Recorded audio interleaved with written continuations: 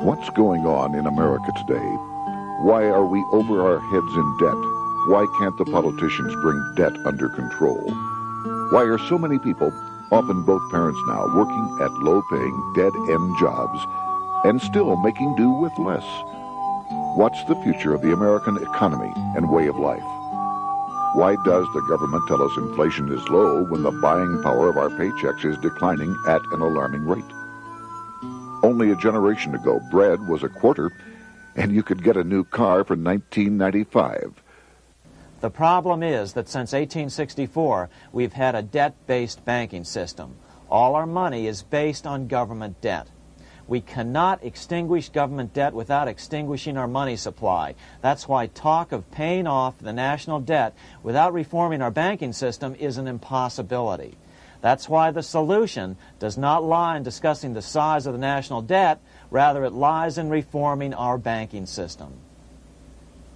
This is the Federal Reserve headquarters in Washington. It sits on this very impressive address, right on Constitution Avenue, right across from the Lincoln Memorial. But is it federal? Is it really part of the United States government? Well, what we're about to show you is that there's nothing federal about the Federal Reserve, and there are no reserves. The name is a deception created back before the Federal Reserve Act was passed in 1913 to make Americans think that America's central bank operates in the public interest. The truth is that the Federal Reserve is a private bank owned by private stockholders and run purely for their private profit. That's exactly correct. The Fed is a privately owned for-profit corporation which, again, has no reserves, at least no reserves available to back up the Federal Reserve notes, which is our common currency. Oh, absolutely. The Federal Reserve is neither federal and has doubtful reserves. It's a private bank that is owned by member banks. And it was chartered under the guise of deceit by an act of Congress in 1913. If there's still any doubt whether the Federal Reserve is a part of the U.S. government, check your local telephone book. In most cities, it is not listed in the blue government pages. It is listed in the business white pages right next to Federal Express, another private company. But more directly, U.S. courts have ruled time and time again that the Fed is a private corporation. Why can't Congress do something about the Fed? Most members of Congress just don't understand the system, and the few who do are afraid to speak up. For example, initially a veteran congressman from Chicago asked us if he could be interviewed for this video. However, both times our camera crew arrived at his office to do the interview, this was all we were able to film. The congressman never appeared, and eventually decided he no longer wanted to participate. But a few others in Congress have been bolder over the years. Here are 3 quick examples. In 1923, Representative Charles A. Lindbergh, a Republican from Minnesota, and father of the famed aviator Lucky Lindy, put it this way: the financial system has been turned over to the Federal Reserve Board. That board administers the finance system by authority of a purely profiteering group. The system is private, conducted for the sole purpose of obtaining the greatest possible profits from the use of other people's money.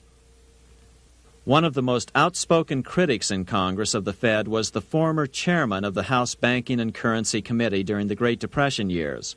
Lewis T. McFadden, Republican of Pennsylvania, said in 1932, "We have in this country one of the most corrupt institutions the world has ever known. I refer to the Federal Reserve Board. This evil institution has impoverished the people of the United States and has practically bankrupted our government. It has done this through the corrupt practices of the moneyed vultures who control it." Senator Barry Goldwater was a frequent critic of the Fed. Most Americans have no real understanding of the operation of the international moneylenders. The accounts of the Federal Reserve System have never been audited. It operates outside the control of Congress and manipulates the credit of the United States. The Federal Reserve really even though it is not part of the federal government, it is more powerful than the federal government. It's more powerful than the president, the Congress, and the courts. Now, a lot of people challenge me on that, but let me prove my case. The Federal Reserve determines what the average person's car payment is going to be, what their house payment is going to be, and whether they have a job or not. And I submit to you that that's total control. And the Federal Reserve is the largest single creditor of the United States government. What does Proverbs tell us? The borrower is servant to the lender. What one has to understand is that from the day the Constitution was adopted right up to today, the folks who profit from privately owned central banks, as Madison called them, the money changers, have fought a running battle for control over who gets to print America's money. Why is who prints the money so important? Think of money as just another commodity. If you have a monopoly on a commodity that everyone needs, everyone wants, and nobody has enough of, there are lots of ways to make a profit, and also exert tremendous political influence. That's what this battle is all about. Throughout the history of the United States, the money power has gone back and forth between Congress and some sort of privately owned central bank. The Founding Fathers knew the evils of a privately owned central bank. First of all, they had seen how the privately owned British central bank, the Bank of England, had run up the British national debt to such an extent that Parliament had been forced to place unfair taxes on the American colonies. In fact, as we'll see later, Ben Franklin claimed that this was the real cause of the American Revolution. Most of the Founding Fathers realized the potential dangers of banking and feared bankers' accumulation of wealth and power. Jefferson put it this way: I sincerely believe that banking institutions are more dangerous to our liberties than standing armies. The issuing power should be taken from the banks and restored to the people to whom it properly belongs. That succinct statement of Jefferson is, in fact, the solution to all our economic problems today. It bears repeating. The issuing power should be taken from the banks and restored to the people to whom it properly belongs. James Madison, the main author of the Constitution, agreed. Interestingly, he called those behind the central bank scheme money changers. Madison strongly criticized their actions. History records that the money changers have used every form of abuse, intrigue, deceit, and violent means possible to maintain their control over governments by controlling money and its issuance. The battle over who gets to issue our money has been the pivotal issue throughout the history of the United States. Wars are fought over it, depressions are caused to acquire it. Yet after World War I, this battle was rarely mentioned in newspapers or history books. Why? By World War I, the money changers, with their dominant wealth, had seized control of most of the nation's press. Throughout U.S. history, this battle over who gets the power to issue our money has raged. In fact, it's changed hands back and forth 8 times since 1764, yet this fact has virtually vanished from public view for over 3 generations behind a smokescreen emitted by Fed cheerleaders in the media. Until we stop talking about deficits and government spending and start talking about who controls how much money we have, it's all just a big shell game, a complete and utter deception. It won't matter if you pass an ironclad amendment to the Constitution mandating a balanced budget. Our situation is only going to get worse until we root out the cause at its source. What's the solution for our national problem? First of all, education. That's what this video presentation is all about. But secondly, we must act. We must take back the power to issue our own money. Issuing our own money is not a radical solution. I want to stress that. It's the same solution used at different points in U.S. history by men like Benjamin Franklin, Thomas Jefferson, Andrew Jackson, Martin Van Buren, and Abraham Lincoln. So, to sum it up, in 1913, Congress gave an independent central bank, deceptively named the Federal Reserve, a monopoly over issuing America's money, and the debt generated by this quasi-private corporation is what is killing the American economy. Though the Federal Reserve is now the most powerful central bank in the world, it was not the first. So where did this idea come from? To really understand the magnitude of the problem, we have to travel back to Europe. Just who are these money changers James Madison spoke of? In the Bible, 2,000 years ago, Jesus drove the money changers from the temple. It was the only time Jesus used force during his ministry. What were money changers doing in the temple? When Jews came to Jerusalem to pay their temple tax, they could only pay it with a special coin, the half shekel of the sanctuary. This was a half ounce of pure silver about this size. It was the only coin around at that time which was pure silver and of assured weight without the image of a pagan emperor. Therefore, to Jews, the half shekel was the only coin acceptable to God. But these coins were not plentiful. The money changers had cornered the market on them. Then they raised the price, just like any other commodity, to whatever the market would bear. In other words, money changers were making exorbitant profits because they held a virtual monopoly on money. The Jews had to pay whatever they demanded. To Jesus, this totally violated the sanctity of God's house.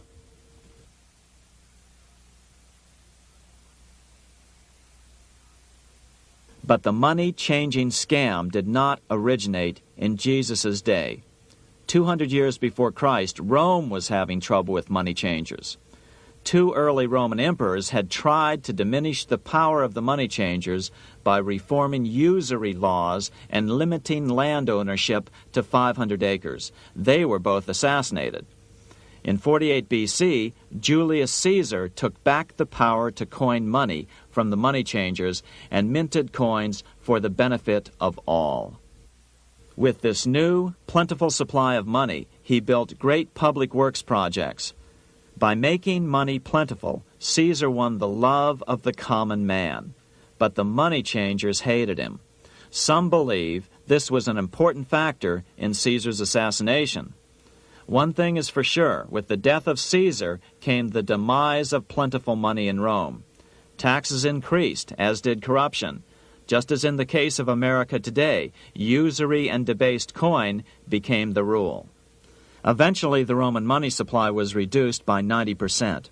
As a result, the common people lost their lands and their homes, just as is about to happen soon in America. With the demise of plentiful money, the masses lost confidence in the Roman government and refused to support it. Rome plunged into the gloom of the Dark Ages.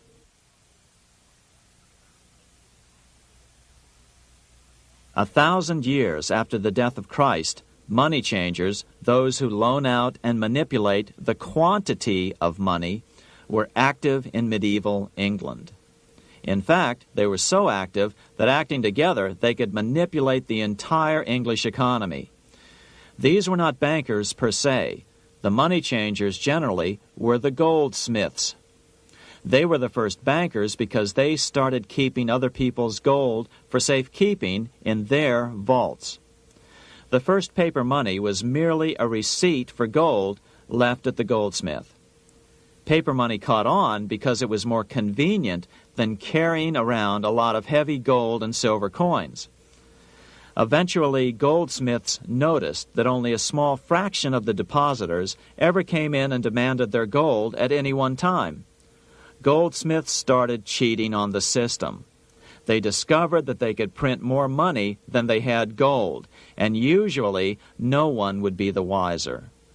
Then they could loan out this extra money and collect interest on it. This was the birth of fractional reserve banking. That is, loaning out many times more money than you have assets on deposit. So, if $1,000 in gold were deposited with them, they could loan out about $10,000 in paper money and draw interest payments on it, and no one would ever discover the deception. By this means, goldsmiths gradually accumulated more and more wealth and used this wealth to accumulate more and more gold. Today, this practice of loaning out more money than there are reserves is known as fractional reserve banking. Every bank in the United States is allowed to loan out at least 10 times more money than they actually have. That's why they get rich on charging, let's say, 8% interest. It's not really 8% per year, which is their income. It's 80%. That's why bank buildings are always the largest in town. But does that mean that all interest or all banking should be illegal? Hardly. In the Middle Ages, canon law, the law of the Catholic Church, forbade charging interest on loans. This concept followed the teachings of Aristotle and St. Thomas Aquinas. They taught that the purpose of money was to serve the members of society, to facilitate the exchange of goods needed to lead a virtuous life. Interest, in their belief, hindered this purpose by putting an unnecessary burden on the use of money. In other words, interest was contrary to reason and justice. Reflecting church law in the Middle Ages, Europe forbade charging interest on loans and made it a crime called usury. As commerce grew, and therefore opportunities for investment arose in the late Middle Ages, it came to be recognized that to loan money had a cost for the lender, both in risk and in lost opportunity. So some charges were allowed, but not interest per se. But all moralists, no matter what religion, condemn fraud, oppression of the poor, and injustice as clearly immoral. As we will see, fractional reserve lending is rooted in a fraud, results in widespread poverty, and reduces the value of everyone else's money. The ancient goldsmiths discovered that extra profits could be made by rowing the economy between easy money and tight money. When they made money easier to borrow, then the amount of money in circulation expanded.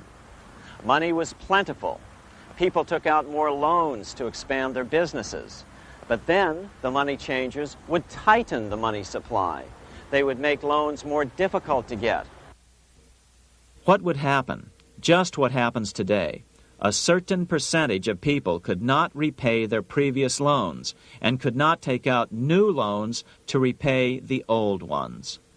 Therefore, they went bankrupt and had to sell their assets to the goldsmiths for pennies on the dollar. The same thing is still going on today. Only today, we call this rowing of the economy up and down the business cycle. Like Julius Caesar, King Henry I of England finally resolved to take the money power away from the goldsmiths about 1100 A.D.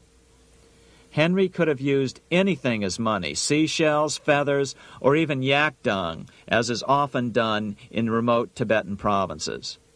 But he invented one of the most unusual money systems in history. It was called the tally stick system. Here I have one of the few surviving examples of this form of British money, which lasted 726 years until 1826, a tally stick. The tally system was adopted to avoid the monetary manipulation of the goldsmiths. Tally sticks were money fabricated out of sticks of polished wood. Notches were cut along one edge of the stick to indicate the denominations. Then the stick was split lengthwise through the notches so that both pieces still had a record of the notches. The king kept one half to protect against counterfeiting. Then he would spend the other half into the economy and they would circulate as money. This particular tally stick is huge. It represented 25,000 pounds. One of the original stockholders in the Bank of England purchased his original shares with this stick. In other words, he bought shares in the world's richest and most powerful corporation with a stick of wood. It's ironic that after its formation in 1694, the Bank of England attacked the tally stick system because it was money outside the power of the money changers, just as King Henry had wanted it to be. Why do people accept sticks of wood for money? That's a great question. Throughout history, people traded anything they thought had value and used as money. You see, the secret is that money is only what people agree on to use as money. What's our paper money today? It's really just paper. But here's the trick. King Henry ordered that tally sticks had to be used to pay the king's taxes. This built-in demand for tally sticks immediately made them circulate and be accepted as money. And they worked well. In fact, no other form of money has worked so well for so long as tally sticks. Keep in mind, the British Empire was built under the tally stick system. The tally stick system succeeded despite the fact that the money changers constantly attacked it by offering the metal coin system as competition. In other words, metal coins never went completely out of circulation, but tally sticks hung on because they were good for the payment of taxes. Finally, in the 1500s, King Henry VIII relaxed the laws concerning usury, and the money changers wasted no time reasserting themselves. They quickly made their gold and silver money plentiful for a few decades. But when Queen Mary took the throne and tightened the usury laws again, the money changers renewed the hoarding of gold and silver coins, forcing the economy to plummet. When Queen Mary's sister, Queen Elizabeth I, took the throne, she was determined to regain control over English money. Her solution was to issue gold and silver coins from the public treasury and take the control over the money supply away from the money changers. Although control over money was not the only cause of the English Revolution in 1642, religious differences fueled the conflict. Monetary policy played a major role. Financed by the money changers, Oliver Cromwell finally overthrew King Charles, purged the Parliament, and put the king to death. The money changers were immediately allowed to consolidate their financial power. The result was that for the next 50 years, the money changers plunged Great Britain into a series of costly wars. They took over a square mile of property in the center of London, known as the City of London. This area today is still known as one of the 3 predominant financial centers of the world. Conflicts with the Stuart kings led the money changers in England to combine with those in the Netherlands to finance the invasion of William of Orange, who overthrew the Stuarts in 1688 and took the English throne.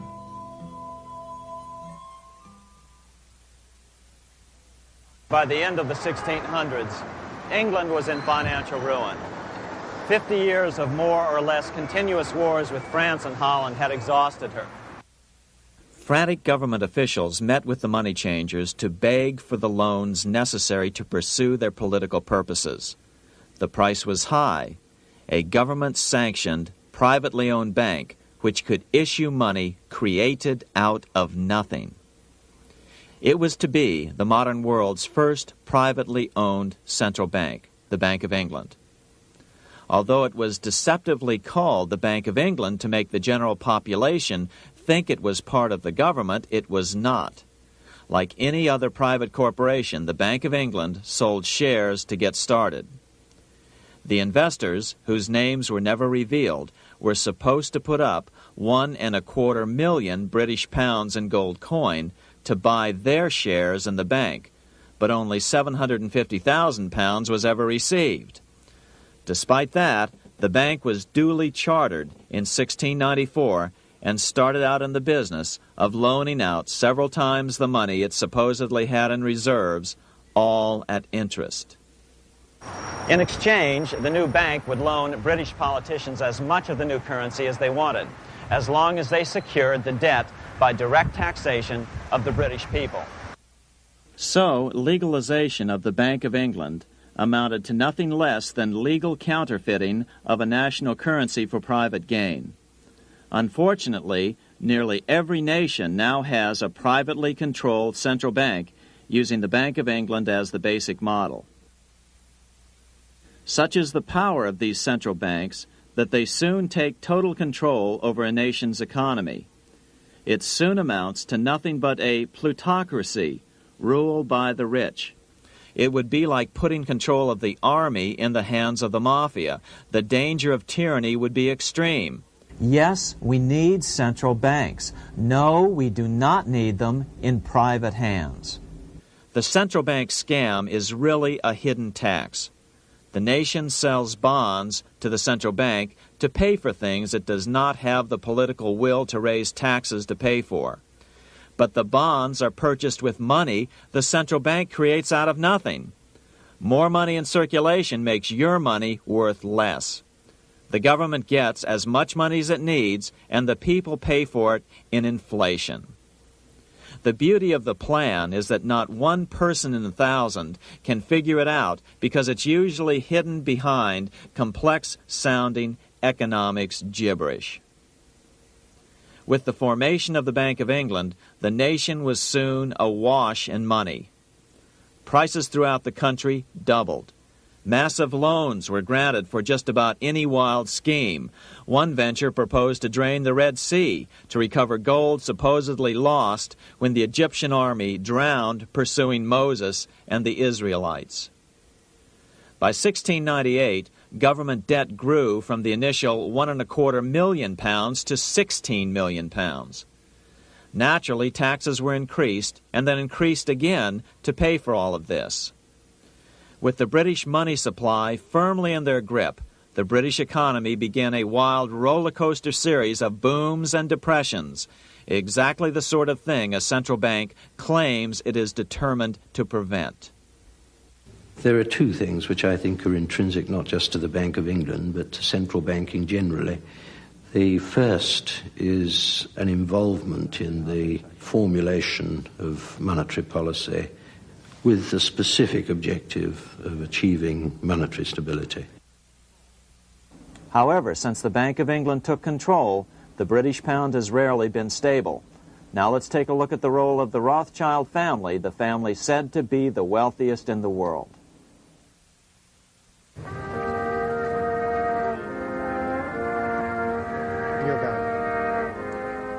This is Frankfurt, Germany. 50 years after the Bank of England opened its doors, a goldsmith named Amschel Moses Bauer opened a coin shop, a counting house, in 1743. And over the door he placed a sign depicting a Roman eagle on a red shield. The shop became known as the Red Shield Firm, or in German, Rothschild. When his son, Amschel Meyer Bauer, inherited the business, he decided to change his name to Rothschild. Amschel soon learned that loaning money to governments and kings was more profitable than loaning to private individuals. Not only were the loans bigger, but they were secured by the nation's taxes. Mayer Rothschild had 5 sons. He trained them all in the skills of money creation, then sent them out to the major capitals of Europe to open branch offices of the family banking business. His first son, Amschel Meyer, stayed in Frankfurt to mind the hometown bank. His second son, Solomon, was sent to Vienna. His third son, Nathan, was clearly the most clever. He was sent to London at age 21 in 1798, 100 years after the founding of the Bank of England. His fourth son, Karl, went to Naples, and his fifth son, Jacob, went to Paris. In 1785, Mayer Amschel moved his entire family to this larger house, a 5-story dwelling he shared with the Schiff family. This house was known as the Green Shield. The Rothschilds and the Schiffs would play a central role in the rest of European financial history and in that of the United States. The Rothschilds broke into dealings with European royalty here at Wilhelmshof, the palace of the wealthiest man in Germany. In fact, the wealthiest monarch in all Europe, Prince William of Hesse-Kassel. At first, the Rothschilds were only helping William speculate in precious coins. But when Napoleon chased Prince William into exile, he sent £550,000, a gigantic sum at that time, to Nathan Rothschild in London with instructions for him to buy consols, British government bonds, also called government stock. But Rothschild used the money for his own purposes. With Napoleon on the loose, the opportunities of wartime investments were nearly limitless. William returned here sometime prior to the Battle of Waterloo in 1815. He summoned Rothschild and demanded his money back. The Rothschilds returned William's money with the interest the British consuls would have paid him had the investment actually been made. But the Rothschilds kept all the past profits they had made using William's money. Nathan Rothschild later bragged that in the 17 years he'd been in England, he'd increased his original £20,000 stake given to him by his father by 2,500 times. By cooperating within the family, the Rothschilds soon grew unbelievably wealthy. By the mid-1800s, they dominated all European banking and were certainly the wealthiest family in the world. They financed Cecil Rhodes, making it possible for him to establish a monopoly over the diamond and gold fields of South Africa. In America, they financed the Harrimans and railroads, the Vanderbilts and railroads and the press, and Carnegie in the steel industry, among many others. In fact, during World War I, J.P. Morgan was thought to be the richest man in America.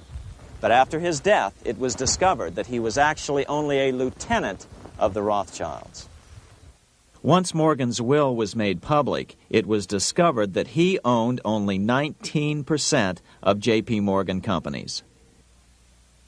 By 1850, James Rothschild, the heir of the French branch of the family, was said to be worth 600 million French francs, 150 million more than all the other bankers in France put together. He built this mansion called Ferrier, just east of Paris. Wilhelm I, on seeing it, exclaimed, "Kings couldn't afford this. It could only belong to a Rothschild." Another 19th century French commentator put it this way: "There is but one power in Europe, and that is Rothschild." There is no evidence that their predominant standing in European or world finance has changed. Now let's take a look at the results the Bank of England had produced on the British economy and how that later was the root cause of the American Revolution.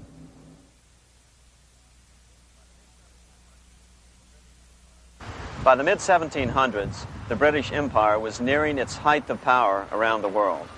But Britain had fought 4 costly wars in Europe since the creation of their privately owned central bank, the Bank of England. The cost had been high. To finance these wars, the British Parliament here had borrowed heavily from the bank. By the mid-1700s, the government's debt here in Britain was £140 million, a staggering sum for those days. Consequently, the British government embarked on a program of trying to raise revenues from their American colonies in order to make their interest payments to the bank. But in America, it was a different story. The scourge of a privately owned central bank had not yet hit. This is Independence Hall in Philadelphia, where the Declaration of Independence and Constitution were signed. In the mid-1700s, pre-revolutionary America was still relatively poor. There was a severe shortage of precious metal coins to trade for goods, so the early colonists were forced to experiment with printing their own homegrown paper money. Some of these experiments were successful. Franklin was a big supporter of the colonies printing their own paper money. In 1757, Franklin was sent to London. He ended up staying for the next 18 years here, nearly until the start of the American Revolution. During this period, the American colonies began to issue their own money. Called colonial scrip, the endeavor was very successful.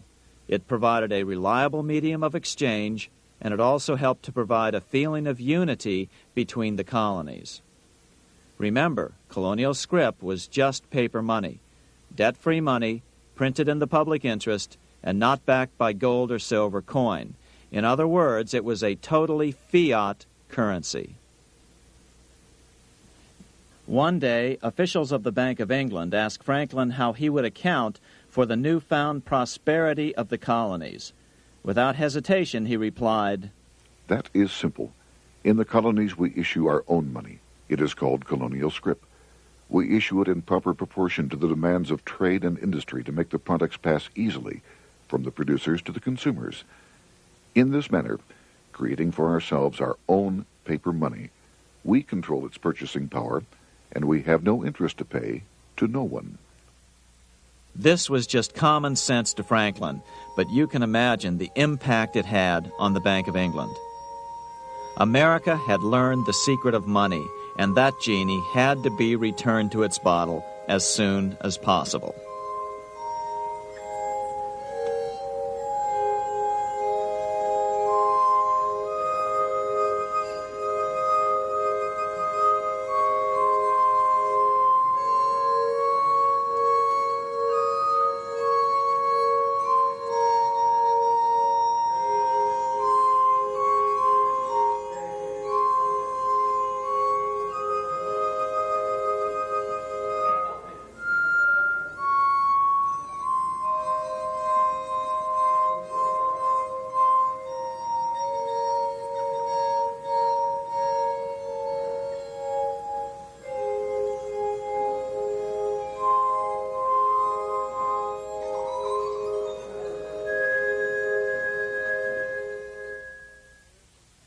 As a result, Parliament hurriedly passed the Currency Act of 1764. This prohibited colonial officials from issuing their own money and ordered them to pay all future taxes in gold or silver coins. In other words, it forced the colonies on a gold or silver standard. For those who still believe that a gold standard is the answer for America's current monetary problems, look what happened to America after that. Writing in his autobiography, Franklin said, "In 1 year, the conditions were so reversed that the era of prosperity ended and a depression set in to such an extent that the streets of the colonies were filled with unemployed." Franklin claims that this was even the basic cause for the American Revolution. As Franklin put it in his autobiography, The colonies would gladly have borne a little tax on tea and other matters had it not been that England took away from the colonies their money, which created unemployment and dissatisfaction. The inability of the colonists to get the power to issue their own money permanently out of the hands of George III and the international bankers was the prime reason for the Revolutionary War. By the time the first shots were fired in Lexington, Massachusetts, on April 19, 1775, the colonies had been drained of gold and silver coin by British taxation. As a result, the Continental government had no choice but to print money to finance the war. At the start of the Revolution, the U.S. money supply stood at $12 million.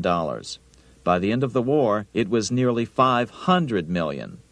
As a result, the currency was virtually worthless.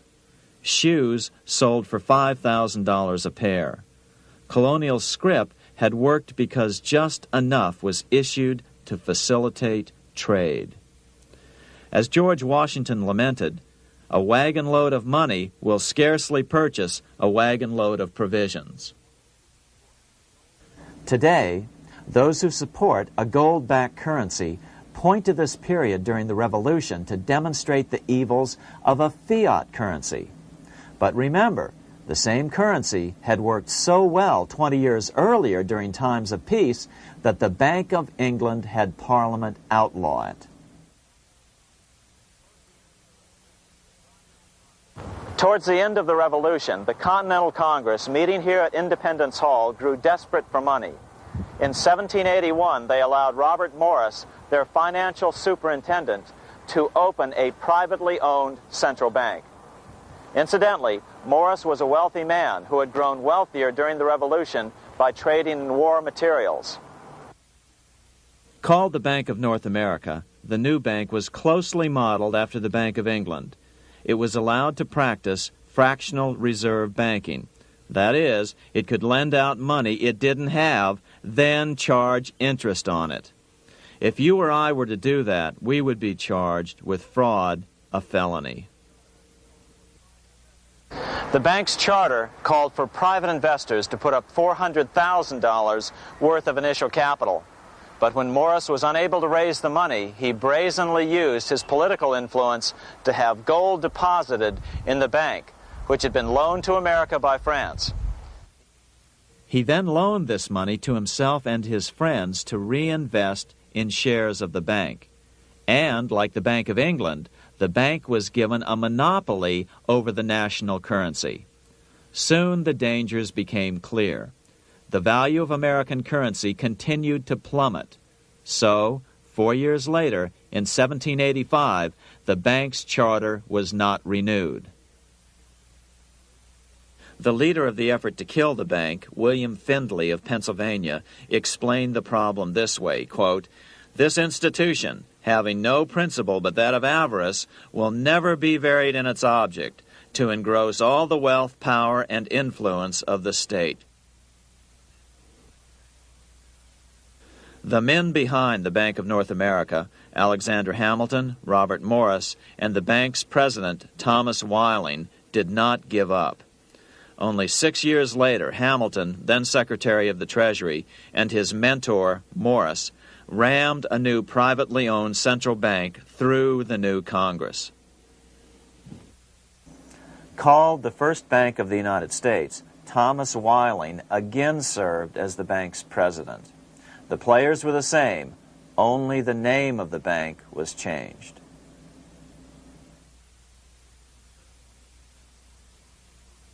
In 1787, colonial leaders assembled in Philadelphia to replace the ailing Articles of Confederation. As we saw earlier, both Thomas Jefferson and James Madison were unalterably opposed to a privately owned central bank. They had seen the problems caused by the Bank of England. They wanted nothing of it. As Jefferson later put it,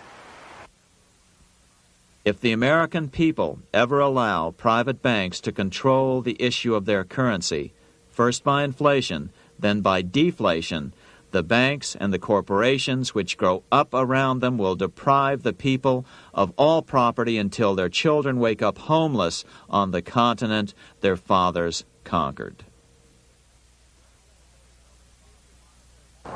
during the debate over the future monetary system, another one of the founding fathers, Gouverneur Morris, castigated the motivations of the owners of the Bank of North America. Gouverneur Morris headed the committee that wrote the final draft of the Constitution. Morris knew the motivations of the bank well. Along with his old boss, Robert Morris, Gouverneur Morris and Alexander Hamilton were the ones who had presented the original plan for the Bank of North America to the Continental Congress in the last year of the Revolution. In a letter he wrote to James Madison on July 2nd, 1787, Gouverneur Morris revealed what was really going on. "The rich will strive to establish their dominion and enslave the rest. They always did. They always will. They will have the same effect here as elsewhere if we do not, by the power of government, keep them in their proper spheres." Despite the defection of Gouverneur Morris from the ranks of the bank, Hamilton, Robert Morris, Thomas Whiling, and their European backers were not about to give up. They convinced the bulk of the delegates to the Constitutional Convention to not give Congress the power to issue paper money. Most of the delegates were still reeling from the wild inflation of the paper currency during the Revolution. They had forgotten how well colonial scrip had worked before the war. But the Bank of England had not. The money changers could not stand to have America printing her own money again. So the Constitution is silent on the matter. This grievous defect left the door wide open for the money changers, just as they had planned.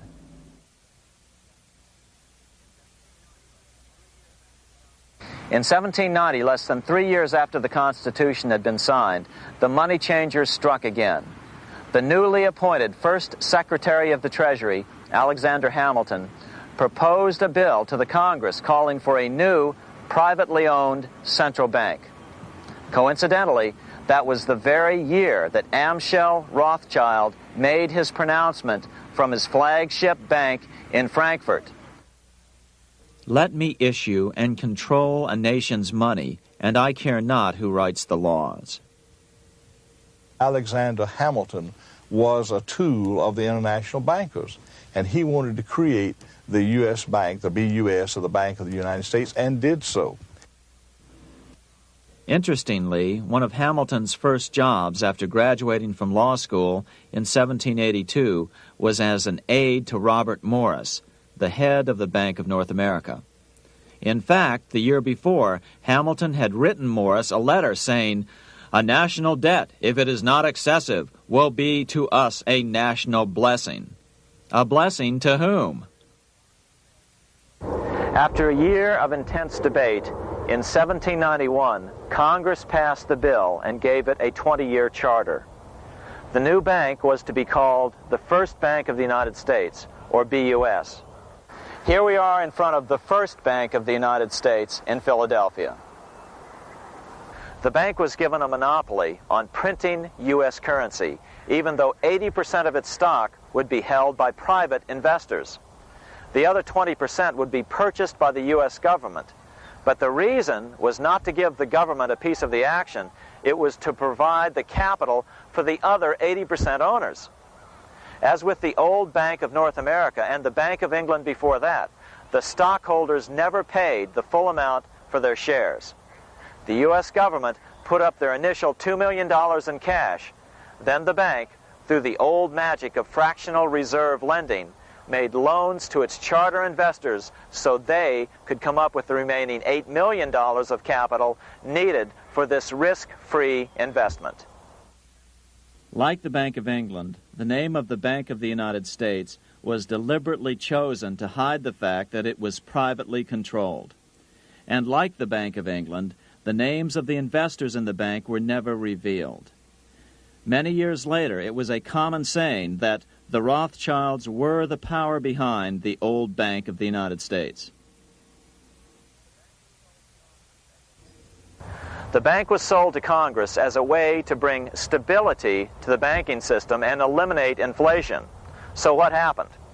Over the first 5 years, the U.S. government borrowed $8.2 million from the Bank of the United States. In the same 5-year period, prices rose by 72%.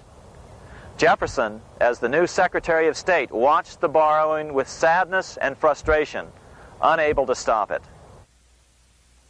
I wish it were possible to obtain a single amendment to our Constitution, taking from the federal government the power of borrowing.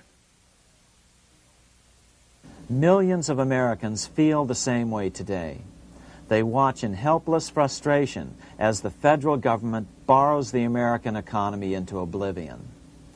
So, although it was called the First Bank of the United States, it was not the first attempt at a privately owned central bank in this country. As with the Bank of North America, the government put up most of the cash to get this private bank going, then the bankers loaned the money to each other to buy the remaining stock in the bank. It was a scam, plain and simple, and they wouldn't be able to get away with it for long. But first, we have to travel back to Europe to see how a single man was able to manipulate the entire British economy by obtaining the first news of Napoleon's final defeat.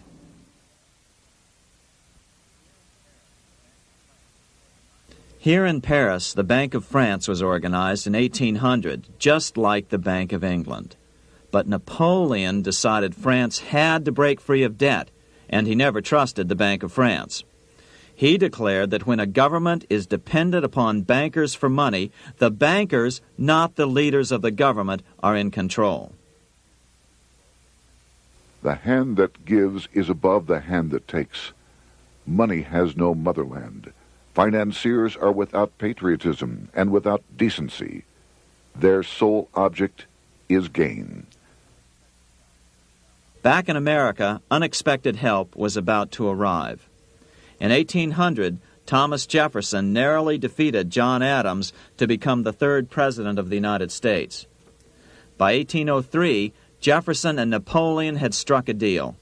The U.S. would give Napoleon $3 million in gold in exchange for a huge chunk of territory west of the Mississippi River, the Louisiana Purchase. With that $3 million, Napoleon quickly forged an army and set off across Europe, conquering everything in his path. But the Bank of England quickly rose to oppose him. They financed every nation in his path, reaping the enormous profits of war. Prussia, Austria, and finally Russia all went heavily into debt in a futile attempt to stop Napoleon. 4 years later, with the main French army in Russia, 30-year-old Nathan Rothschild, the head of the London office of the Rothschild family, personally took charge of a bold plan to smuggle a much-needed shipment of gold right through France to finance an attack by the Duke of Wellington from Spain. Nathan later bragged at a dinner party in London that it was the best business he'd ever done. Little did he know that he would do much better business in the near future. Wellington's attacks from the south and other defeats eventually forced Napoleon to abdicate, and Louis XVIII was crowned king. Napoleon was exiled to Elba, a tiny island off the coast of Italy, supposedly exiled from France forever. While Napoleon was in exile on Elba, temporarily defeated by England with the financial help of the Rothschilds, America was trying to break free of its central bank as well.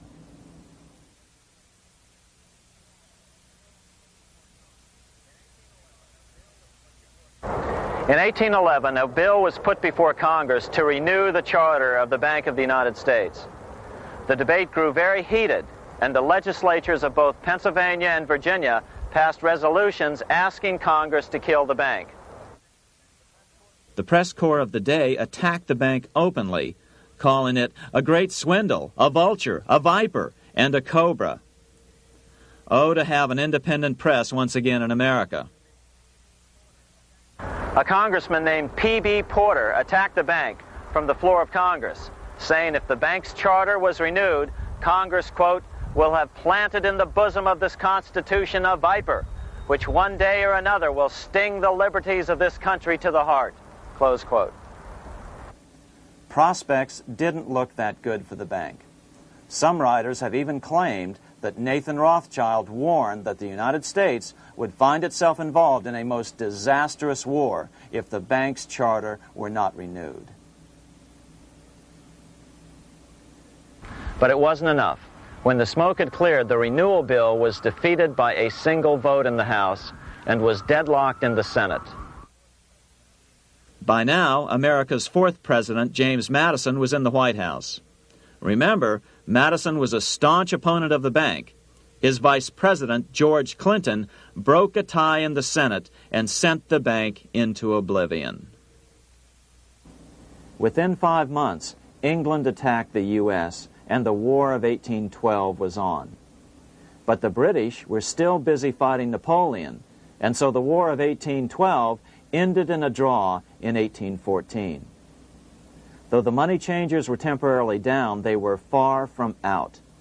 It would take them only another 2 years to bring back their bank bigger and stronger than ever.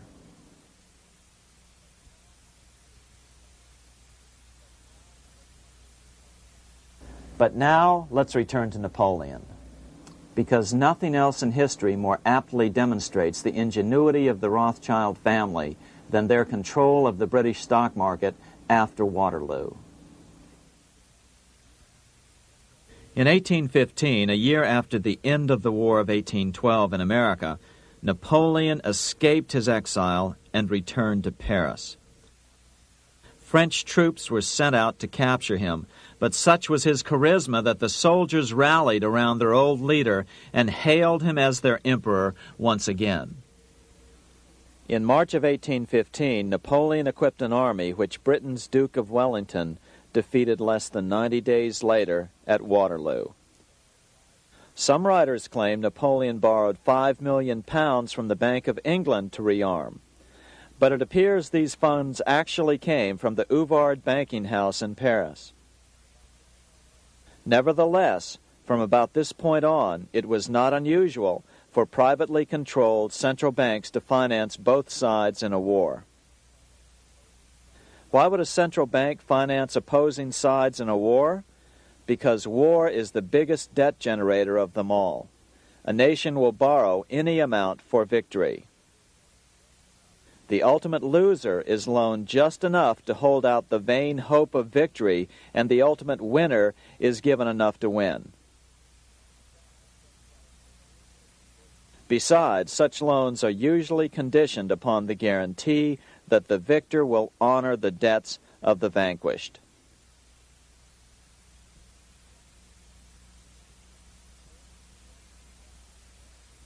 This is the Waterloo battlefield about 200 miles northeast of Paris in what today is Belgium.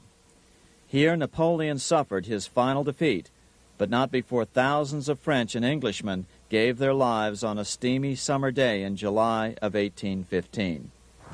Right over there, on June 18, 1815, 74,000 French troops met 67,000 troops from Britain and other European nations.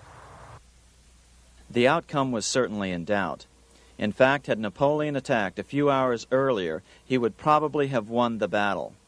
But no matter who won or lost, back in London, Nathan Rothschild planned to use the opportunity to try to seize control over the British stock and bond market and possibly even the Bank of England. Rothschild stationed a trusted agent, a man named Rothworth, on the north side of the battlefield, closer to the English Channel. Once the battle had been decided, Rothworth took off for the Channel. He delivered the news to Nathan Rothschild a full 24 hours before Wellington's own courier. Rothschild hurried to the stock market and took up his usual position in front of an ancient pillar. All eyes were on him. The Rothschilds had a legendary communications network. If Wellington had been defeated and Napoleon was loose on the continent again, Britain's financial situation would become grave indeed. Rothschild looked saddened. He stood there motionless, eyes downcast. Then suddenly he began selling. Other nervous investors saw that Rothschild was selling. It could only mean one thing. Napoleon must have won, Wellington must have lost. The market plummeted.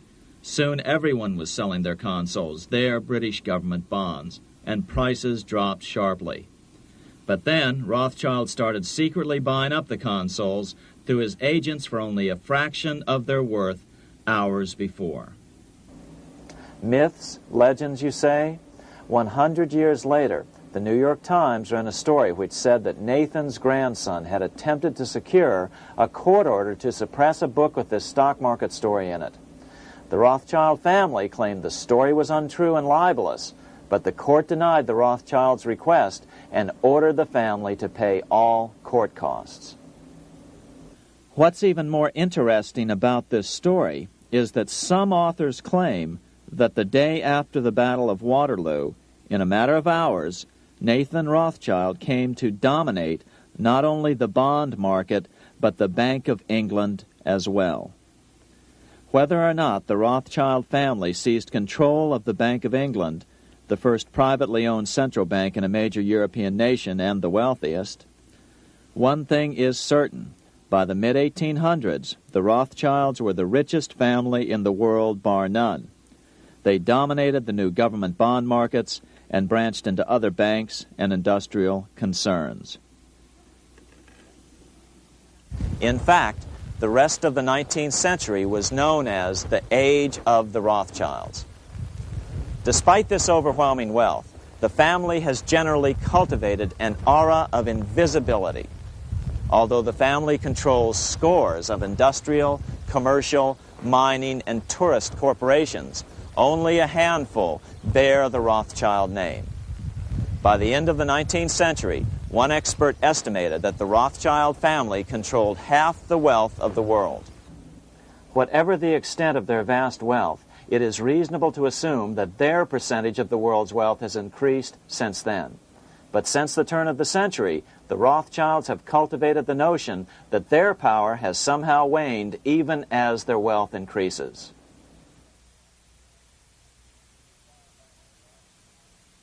Meanwhile, back in Washington in 1816, just 1 year after Waterloo and Rothschild's alleged takeover of the Bank of England, the American Congress passed a bill permitting yet another privately owned central bank. This bank was called the Second Bank of the United States. The new bank's charter was a copy of the previous bank's. The U.S. government would own 20% of the shares of the bank. Of course, the federal share was paid by the Treasury up front into the bank's coffers. Then, through the magic of fractional reserve lending, it was transformed into loans to private investors who then bought the remaining 80% of the shares. Just as before, the primary stockholders remained a secret. But it is known that the largest block of shares, about 1/3 of the total, were sold to foreigners. As one observer put it, it is certainly no exaggeration to say that the Second Bank of the United States was rooted as deeply in Britain as it was in America. So, by 1816, some authors claim the Rothschilds had taken control over the Bank of England and backed a new, privately owned central bank in America as well.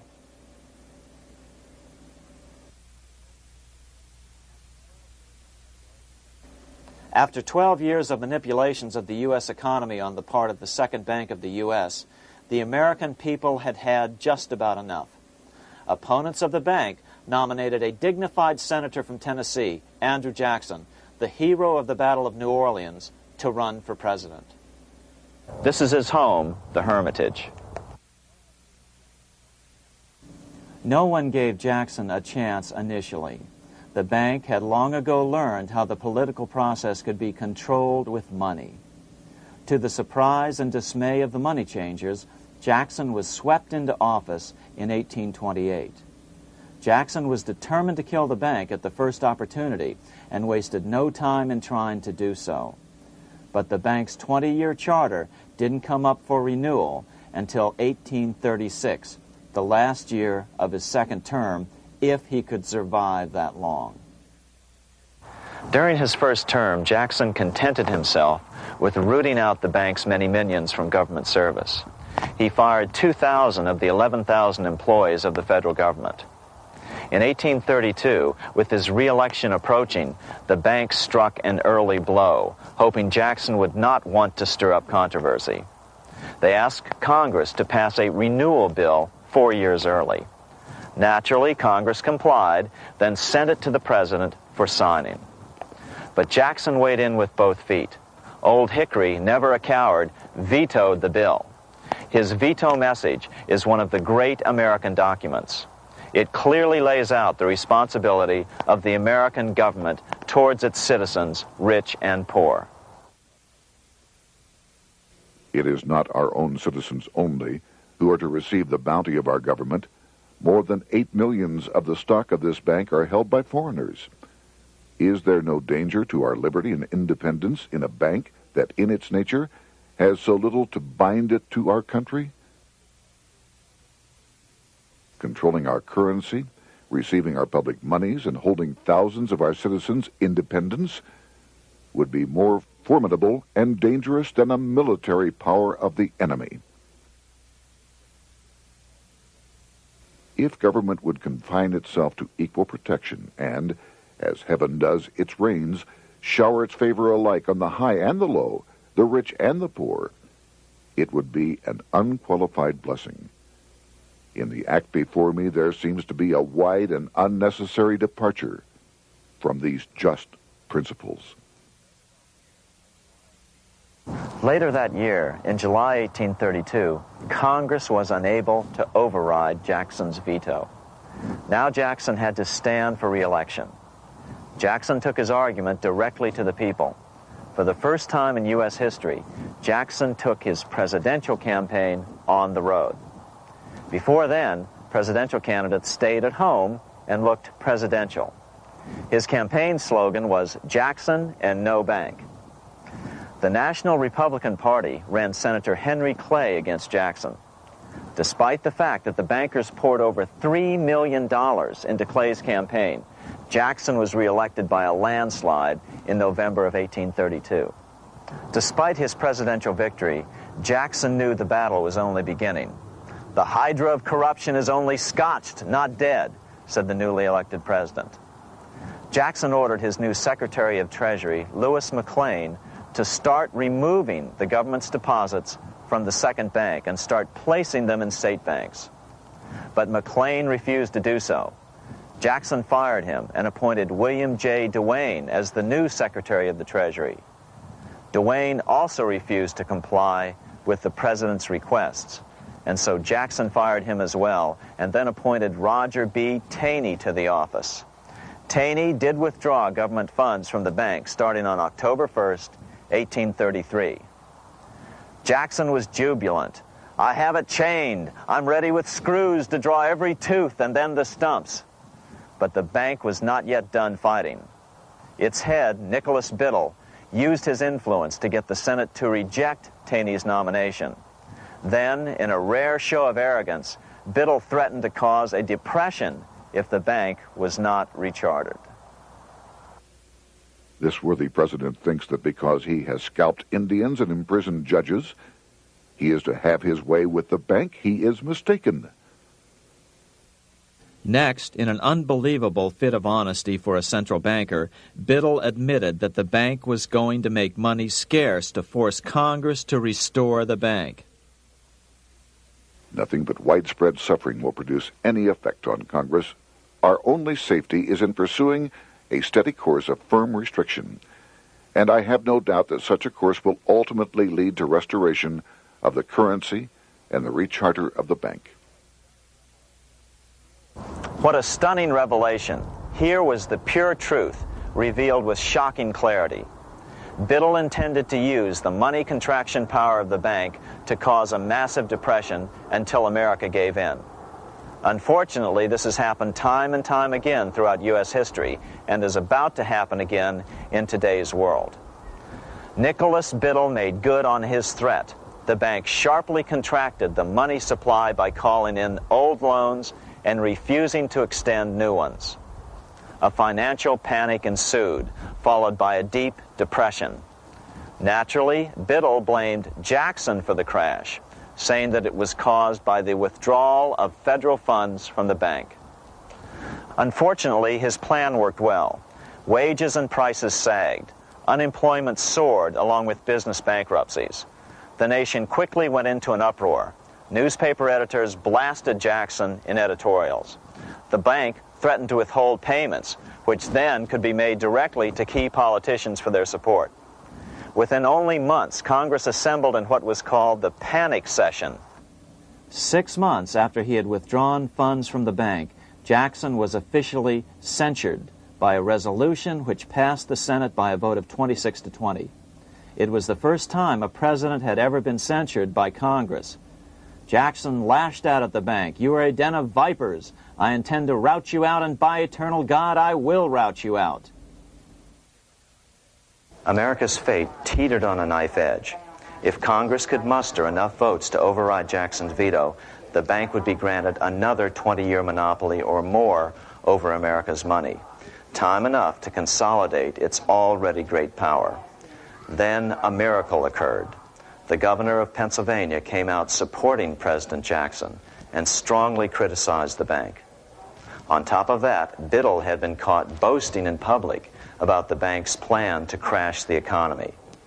Suddenly, the tide shifted. In April of 1834, the House of Representatives voted 134 to 82 against rechartering the bank. This was followed up by an even more lopsided vote to establish a special committee to investigate whether the bank had caused the crash. When the investigating committee arrived at the bank's door in Philadelphia, armed with a subpoena to examine the books, Biddle refused to give them up. Nor would he allow inspection of correspondence with congressmen relating to their personal loans and advances he'd made to them. He also refused to testify before the committee back in Washington. On January 8th, 1835, Jackson paid off the final installment on the national debt, which had been necessitated by allowing the banks to issue currency for government bonds rather than simply issuing treasury notes without such debt. He was the only president to ever pay off the debt. A few weeks later, on January 30th, 1835, an assassin by the name of Richard Lawrence tried to shoot President Jackson, but by the grace of God, both pistols misfired. Lawrence was later found not guilty by reason of insanity. After his release, he bragged to friends that powerful people in Europe had put him up to the task and promised to protect him if he were caught. The following year, when its charter ran out, the Second Bank of the United States ceased functioning as the nation's central bank. Biddle was later arrested and charged with fraud. He was tried and acquitted, but died shortly thereafter while still tied up in civil suits. After his second term as president, Jackson retired here to the Hermitage outside of Nashville to live out his life. He is still remembered here for his determination to kill the bank. In fact, he killed it so well that it took the money changers 77 years to undo the damage. When asked what his most important accomplishment had been, Jackson replied, "I killed the bank." Unfortunately, even Jackson failed to grasp the entire picture and its root cause. Although Jackson had killed the central bank, the most insidious weapon of the money changers, fractional reserve banking, remained in use by the numerous state-chartered banks. This fueled economic instability in the years before the Civil War. Still, the central bankers were out, and as a result, America thrived as it expanded westward. During this time, the principal money changers struggled to regain their lost centralized power, but to no avail. Then, finally, they reverted to the old central bankers' formula: war to create debt and dependency. If they couldn't get their central bank any other way, America could be brought to its knees by plunging it into a civil war, just as they had done in 1812 after the first Bank of the United States was not rechartered. 1 month after the inauguration of Abraham Lincoln, the first shots of the American Civil War were fired here at Fort Sumter, South Carolina, on April 12, 1861. Certainly slavery was a cause for the Civil War, but not the primary cause. Lincoln knew that the economy of the South depended upon slavery, and so before the Civil War, he had no intention of eliminating it. Lincoln had put it this way in his inaugural address only 1 month earlier.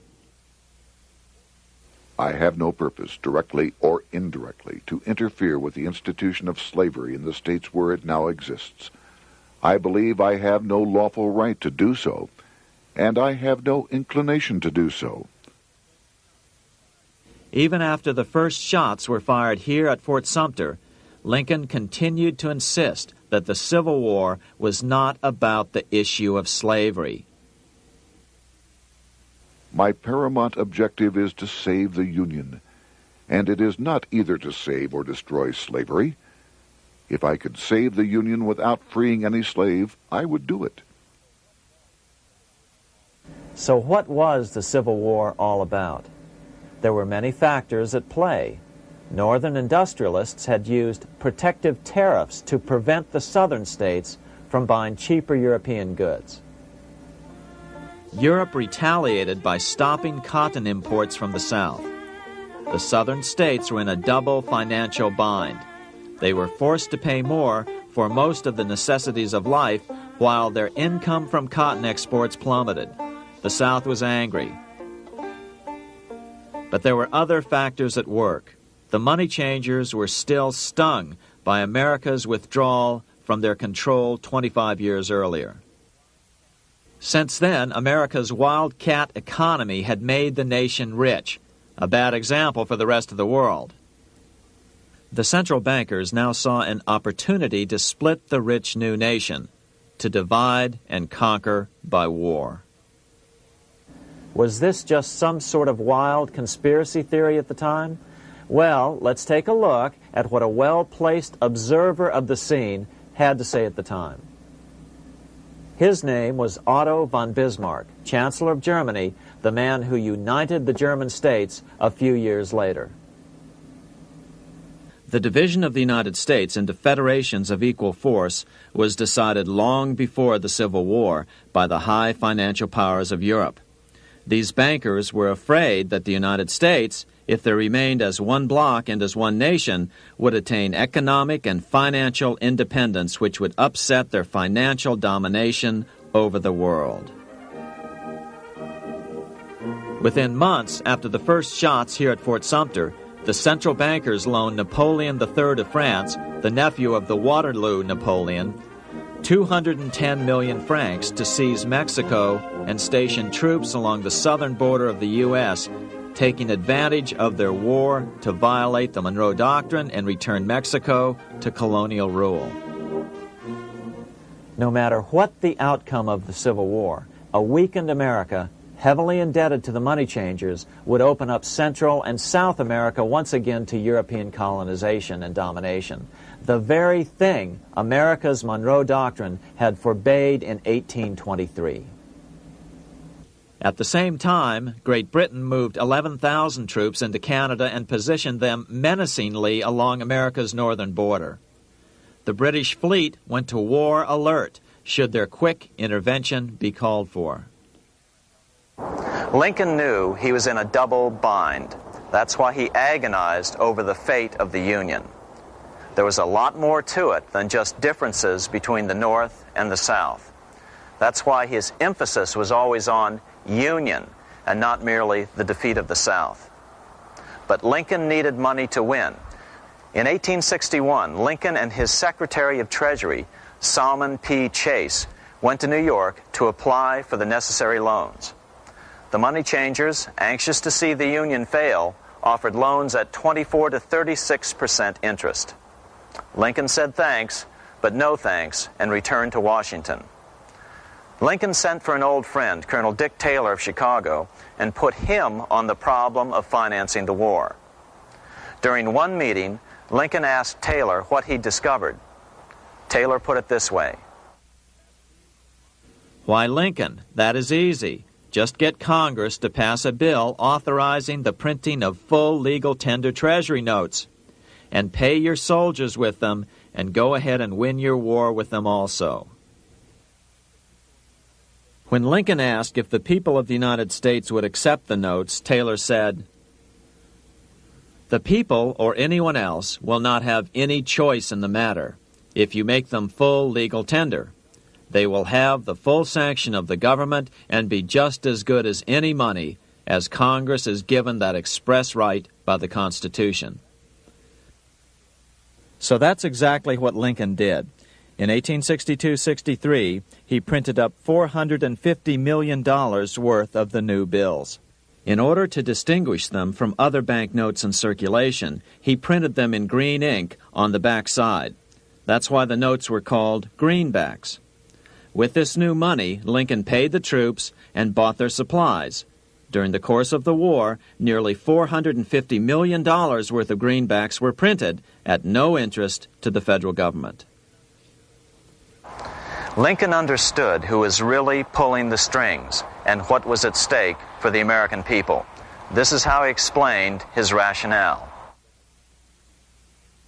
The government should create, issue, and circulate all the currency and credit needed to satisfy the spending power of the government and the buying power of consumers. The privilege of creating and issuing money is not only the supreme prerogative of government, but it is the government's greatest creative opportunity. By the adoption of these principles, the taxpayers will be saved immense sums of interest. Money will cease to be master and become the servant of humanity. A truly incredible editorial in the London Times explained the central bankers' attitude towards Lincoln's greenbacks. If this mischievous financial policy, which has its origins in North America, shall become indurated down to a fixture, then That government will furnish its own money without cost. It will pay off debts and be without debt. It will have all the money necessary to carry on its commerce. It will become prosperous without precedent in the history of the world. The brains and wealth of all countries will go to North America. That country must be destroyed, or it will destroy every monarchy on the globe. The scheme was effective, so effective that the next year, 1863, with Federal and Confederate troops beginning to mass for the decisive battle of the Civil War, and the Treasury in need of further congressional authority to issue more greenbacks, Lincoln allowed the bankers to push through the National Bank Act. These new national banks would operate under a virtual tax-free status and collectively had the exclusive monopoly power to create the new form of money, banknotes. Though greenbacks continued to circulate, their numbers were not increased. But most importantly, from this point on, the entire U.S. money supply would be created out of debt by bankers buying U.S. government bonds and issuing them for reserves for banknotes. As historian John Kenneth Galbraith explained it, in numerous years following the war, the federal government ran a heavy surplus. It could not, however, pay off its debt, retire its securities, because to do so meant there would be no bonds to back the national banknotes. To pay off the debt was to destroy the money supply. Later in 1863, Lincoln got some unexpected help from Tsar Alexander II of Russia. The Tsar, like Bismarck in Germany, knew what the international money changers were up to and had steadfastly refused to let them set up a central bank in Russia.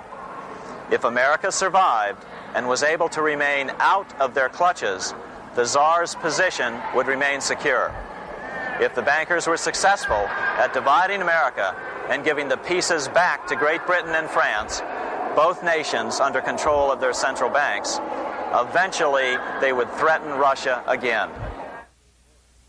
So the Tsar gave orders that if either England or France actively intervened and gave aid to the South, Russia would consider such action as a declaration of war. He did the same with part of his Pacific Fleet and sent them to port in San Francisco. Lincoln was reelected the next year, 1864. Had he lived, he would surely have killed the national bank's money monopoly extracted from him during the war. On November 21, 1864, he wrote a friend the following: The money power preys upon the nation in times of peace and conspires against it in times of adversity. It is more despotic than monarchy, more insolent than autocracy, more selfish than bureaucracy. Shortly before Lincoln was murdered, his former Secretary of Treasury, Salmon P. Chase, bemoaned his role in helping secure the passage of the National Banking Act only 1 year earlier. My agency in promoting the passage of the National Banking Act was the greatest financial mistake in my life. It has built up a monopoly which affects every interest in the country. On April 14, 1865, 41 days after his second inauguration and just 5 days after Lee surrendered to Grant at Appomattox, Lincoln was shot by John Wilkes Booth at Ford's Theater. Bismarck, Chancellor of Germany, lamented the death of Abraham Lincoln. The death of Lincoln was a disaster for Christendom.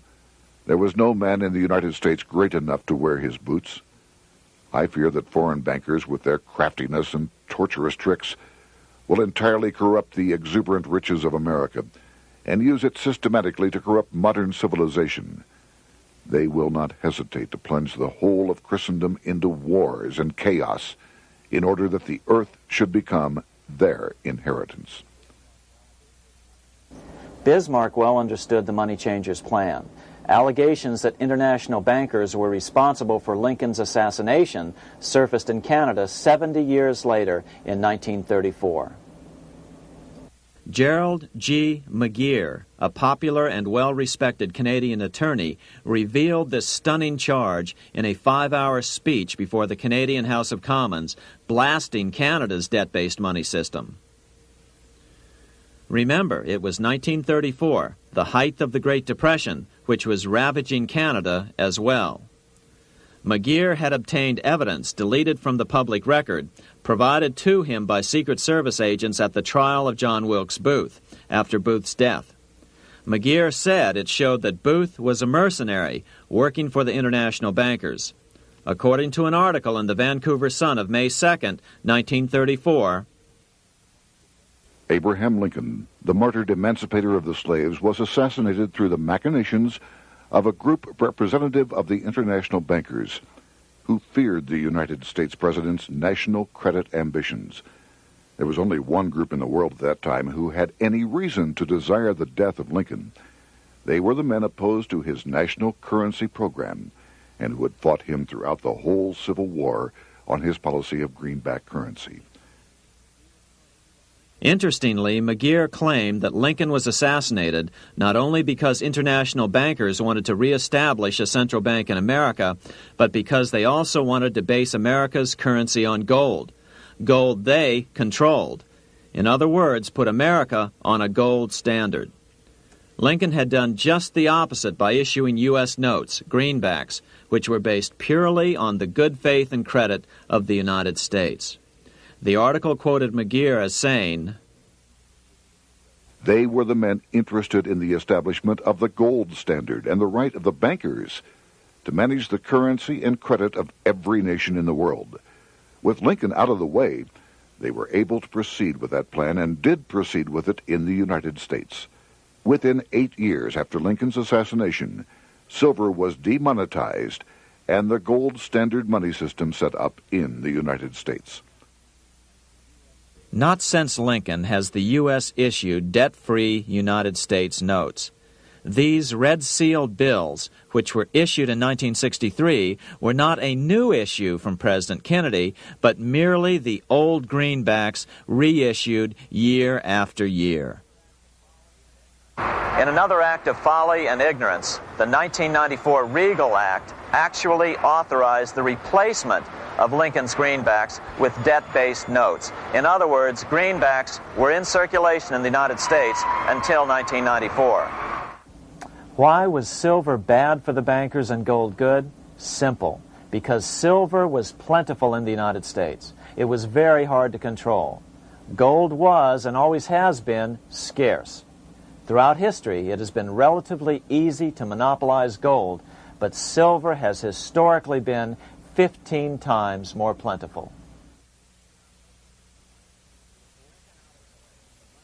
With Lincoln out of the way, the money changers' next objective was to gain complete control over America's money.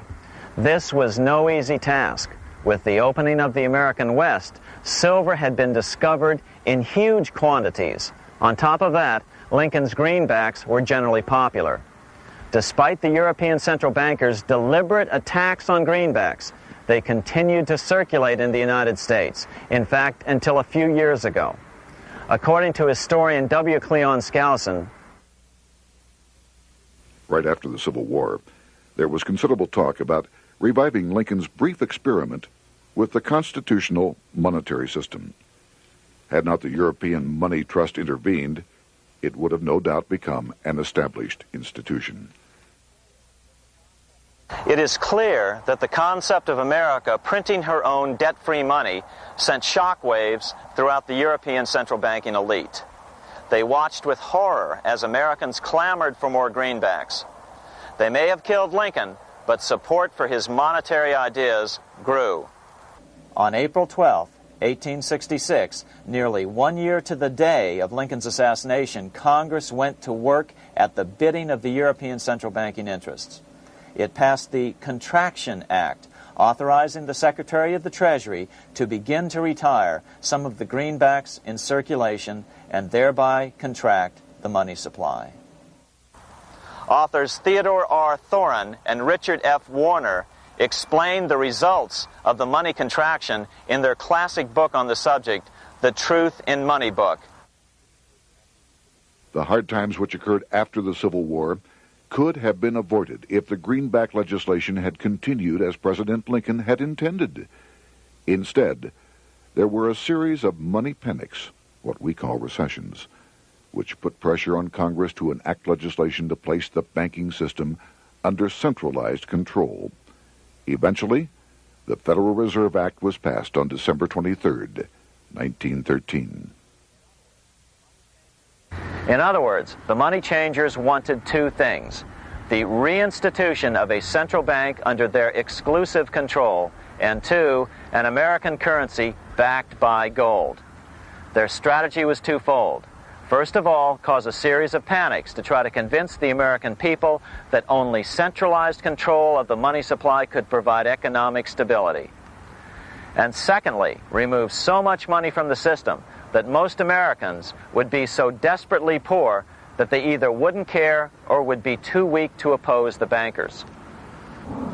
In 1866, there was $1.8 billion in currency in circulation in the United States, about $50.46 per capita.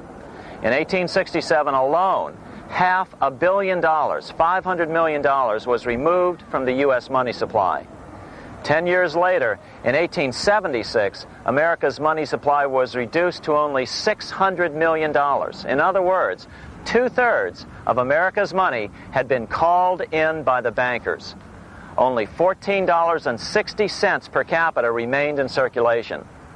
10 years later, the money supply had been reduced to only $400 million, even though the population had boomed.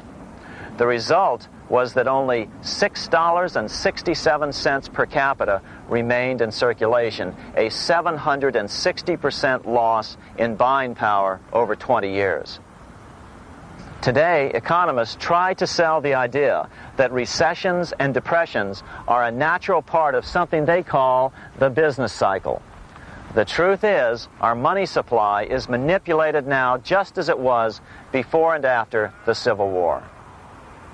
How did this happen? How did money become so scarce? Simple. Bank loans were called in and no new ones were given. In addition, silver coins were melted down. In 1872, a man named Ernest Sed was given 100,000 pounds, about $500,000, by the Bank of England and sent to America to bribe necessary congressmen to get silver demonetized. He was told that if that was not sufficient, to draw an additional 100,000 pounds or as much more as was necessary. The next year, Congress passed the Coinage Act of 1873, and the minting of silver dollars abruptly stopped. In fact, Representative Samuel Hooper, who introduced the bill in the House, acknowledged that Mr. Sed actually drafted the legislation. But it gets even worse than that. In 1874, Sed himself admitted who was behind the scheme. I went to America in the winter of 1872-73, authorized to secure, if I could, the passage of a bill demonetizing silver. It was in the interest of those I represented, the governors of the Bank of England, to have it done. By 1873, gold coins were the only form of coin money. But the contest over control of America's money was not yet over. Only 3 years later, in 1876, with 1/3 of America's workforce unemployed, the population was growing restless. People were clamoring for a return to the greenback money system of President Lincoln or a return to silver money, anything that would make money more plentiful. That year, Congress created the United States Silver Commission to study the problem. Their report clearly blamed the monetary contraction on the national bankers. The report is interesting because it compares the deliberate money contraction by the national bankers after the Civil War to the fall of the Roman Empire. The disaster of the Dark Ages was caused by decreasing money and falling prices. Without money, civilization could not have had a beginning, and with a diminishing supply, it must languish, and unless relieved, finally perish. At the Christian era, the metallic money of the Roman Empire amounted to $1,800,000,000. By the end of the 15th century, it had shrunk to less than $200 million. History records no other such disastrous transition as that from the Roman Empire to the Dark Ages.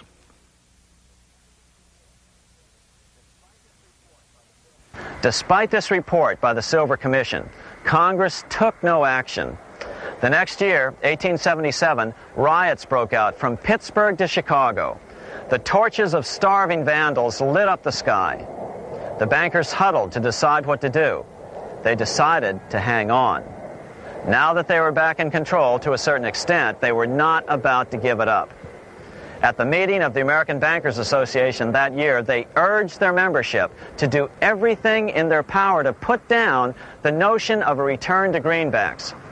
The ABA Secretary, James Buell, authored a letter to the members which blatantly called on the banks to subvert not only Congress, but the press.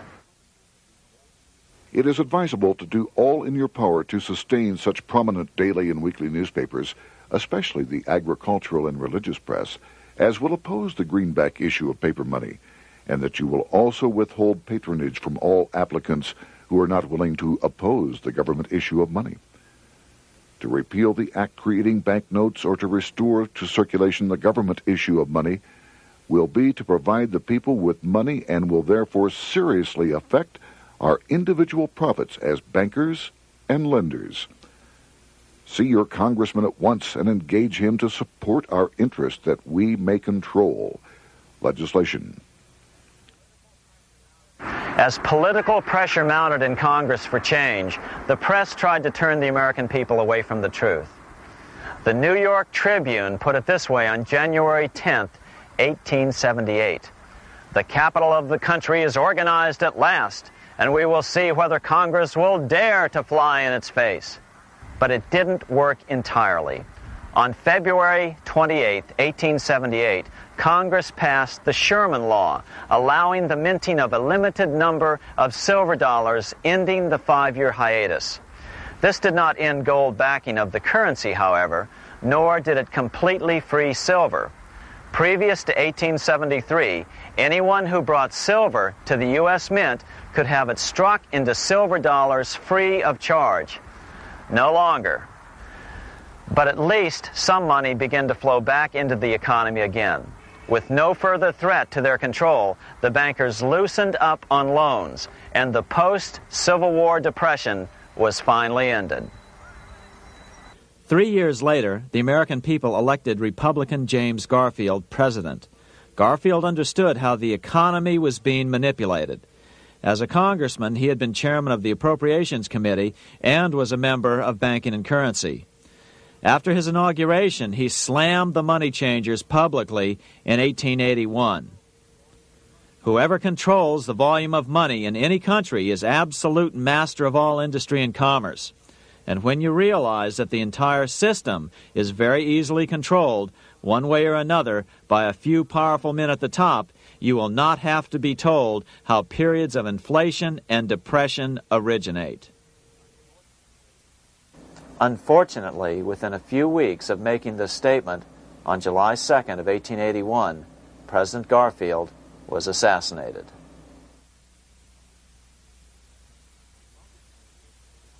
The money changers were gathering strength fast.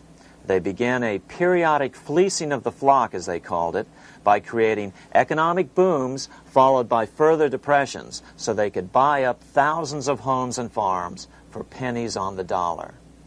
In 1891, the money changers prepared to take the American economy down again, and their methods and motives were laid out with shocking clarity in a memo sent out by the American Bankers Association, the ABA, an organization in which most bankers were members. Notice that this memo called for bankers to create a depression on a certain date 3 years in the future. According to the congressional record, here's how it read in part. On September 1st, 1894, we will not renew our loans under any consideration. On September 1st, we will demand our money. We will foreclose and become mortgagees in possession. We can take 2/3 of the farms west of the Mississippi and thousands of them east of the Mississippi as well at our price. Then the farmers will become tenants, as in England. These depressions could be controlled because America was on the gold money standard. Since gold is scarce, it's one of the easiest commodities to manipulate. People wanted silver money legalized again so they could escape the stranglehold the money changers had on gold money. People wanted silver money reinstated, reversing Mr. Said's Act of 1873, by then called the Crime of 73. By 1896, the issue of more silver money had become the central issue in the presidential campaign. William Jennings Bryan, a senator from Nebraska, ran for president as a Democrat on the free silver issue. At the Democratic National Convention in Chicago, he made an emotional speech which won him the nomination entitled Crown of Thorns and Cross of Gold. Though Bryan was only 36 years old at the time, this speech is widely regarded as the most famous oration ever made before a political convention. In the dramatic conclusion, Bryan said, "We will answer their demand for a gold standard by saying to them, you shall not press down upon the brow of labor this crown of thorns. You shall not crucify mankind upon a cross of gold." The bankers lavishly supported the Republican candidate, William McKinley, who favored the gold standard. The resulting contest was amongst the most fiercely contested presidential races in American history. Bryan made over 600 speeches in 27 states. The McKinley campaign got manufacturers and industrialists to inform their employees that if Bryan were elected, all factories and plants would close and there would be no work. The ruse succeeded. McKinley beat Bryan by a small margin. Bryan ran for president again in 1900 and in 1908, but fell short each time. During the 1912 Democratic Convention, Bryan was a powerful figure who helped Woodrow Wilson win the nomination. When Wilson became president, he appointed Bryan as Secretary of State, but Bryan soon became disenchanted with the Wilson administration. Bryan served only 2 years in the Wilson administration before resigning in 1915 over the highly suspicious sinking of the Lusitania, the event which was used to drive America into World War I. Although William Jennings Bryan never gained the presidency, his efforts delayed the money changers for 17 years from attaining their next goal, a new, privately owned central bank for America.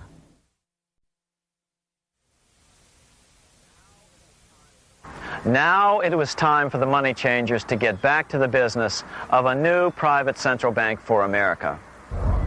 During the early 1900s, men like J.P. Morgan led the charge.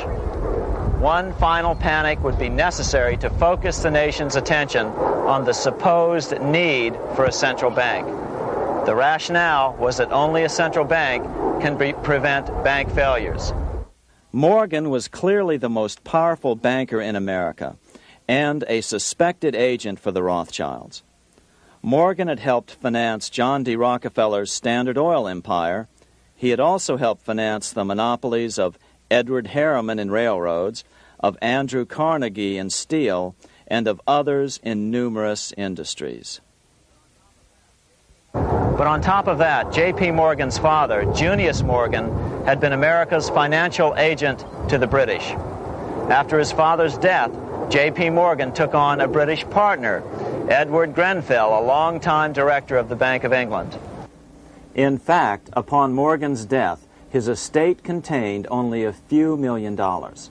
The bulk of the securities most people thought he owned were, in fact, owned by others.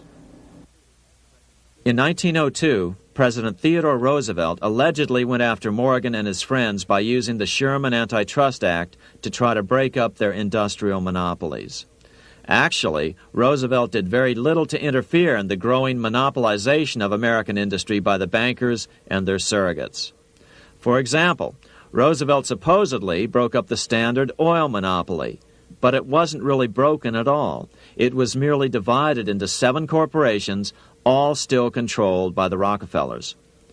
The public was aware of this thanks to political cartoonists like Thomas Nast, who referred to the bankers as the money trust. By 1907, the year after Teddy Roosevelt's re-election, Morgan decided it was time to try for a central bank again. Using their combined financial muscle, Morgan and his friends were secretly able to crash the stock market. Thousands of small banks were vastly overextended. Some had reserves of less than 1% thanks to the fractional reserve principle. Within days, bank runs were commonplace across the nation.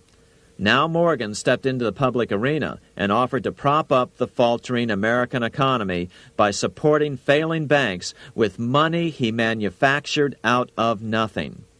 It was an outrageous proposal, far worse than even fractional reserve banking, but Congress let him do it. Morgan manufactured $200 million worth of this completely reserveless private money and bought things with it, paid for services with it, and sent some of it to his branch banks to lend out at interest. His plan worked. Soon, the public regained confidence in money in general and quit hoarding their currency. But as a result, banking power was further consolidated into the hands of a few large banks. By 1908, the panic was over, and Morgan was hailed as a hero by the president of Princeton University, a man by the name of Woodrow Wilson. All this trouble could be averted if we appointed a committee of 6 or 7 public-spirited men like J.P. Morgan to handle the affairs of our country. Economics textbooks would later explain that the creation of the Federal Reserve System was the direct result of the panic of 1907. Quote, "With its alarming epidemic of bank failures, the country was fed up once and for all with the anarchy of unstable private banking," close quote. But Minnesota Congressman Charles A. Lindbergh Sr., the father of the famous aviator Lucky Lindy, later explained that the panic of 1907 was really just a scam. Those not favorable to the money trust could be squeezed out of business, and the people frightened into demanding changes in the banking and currency laws which the money trust would frame. So, since the passage of the National Bank Act of 1863, the money changers had been able to create a series of booms and busts. The purpose was not only to fleece the American public of their property, but to later claim that the banking system was basically so unstable that it had to be consolidated into a central bank once again.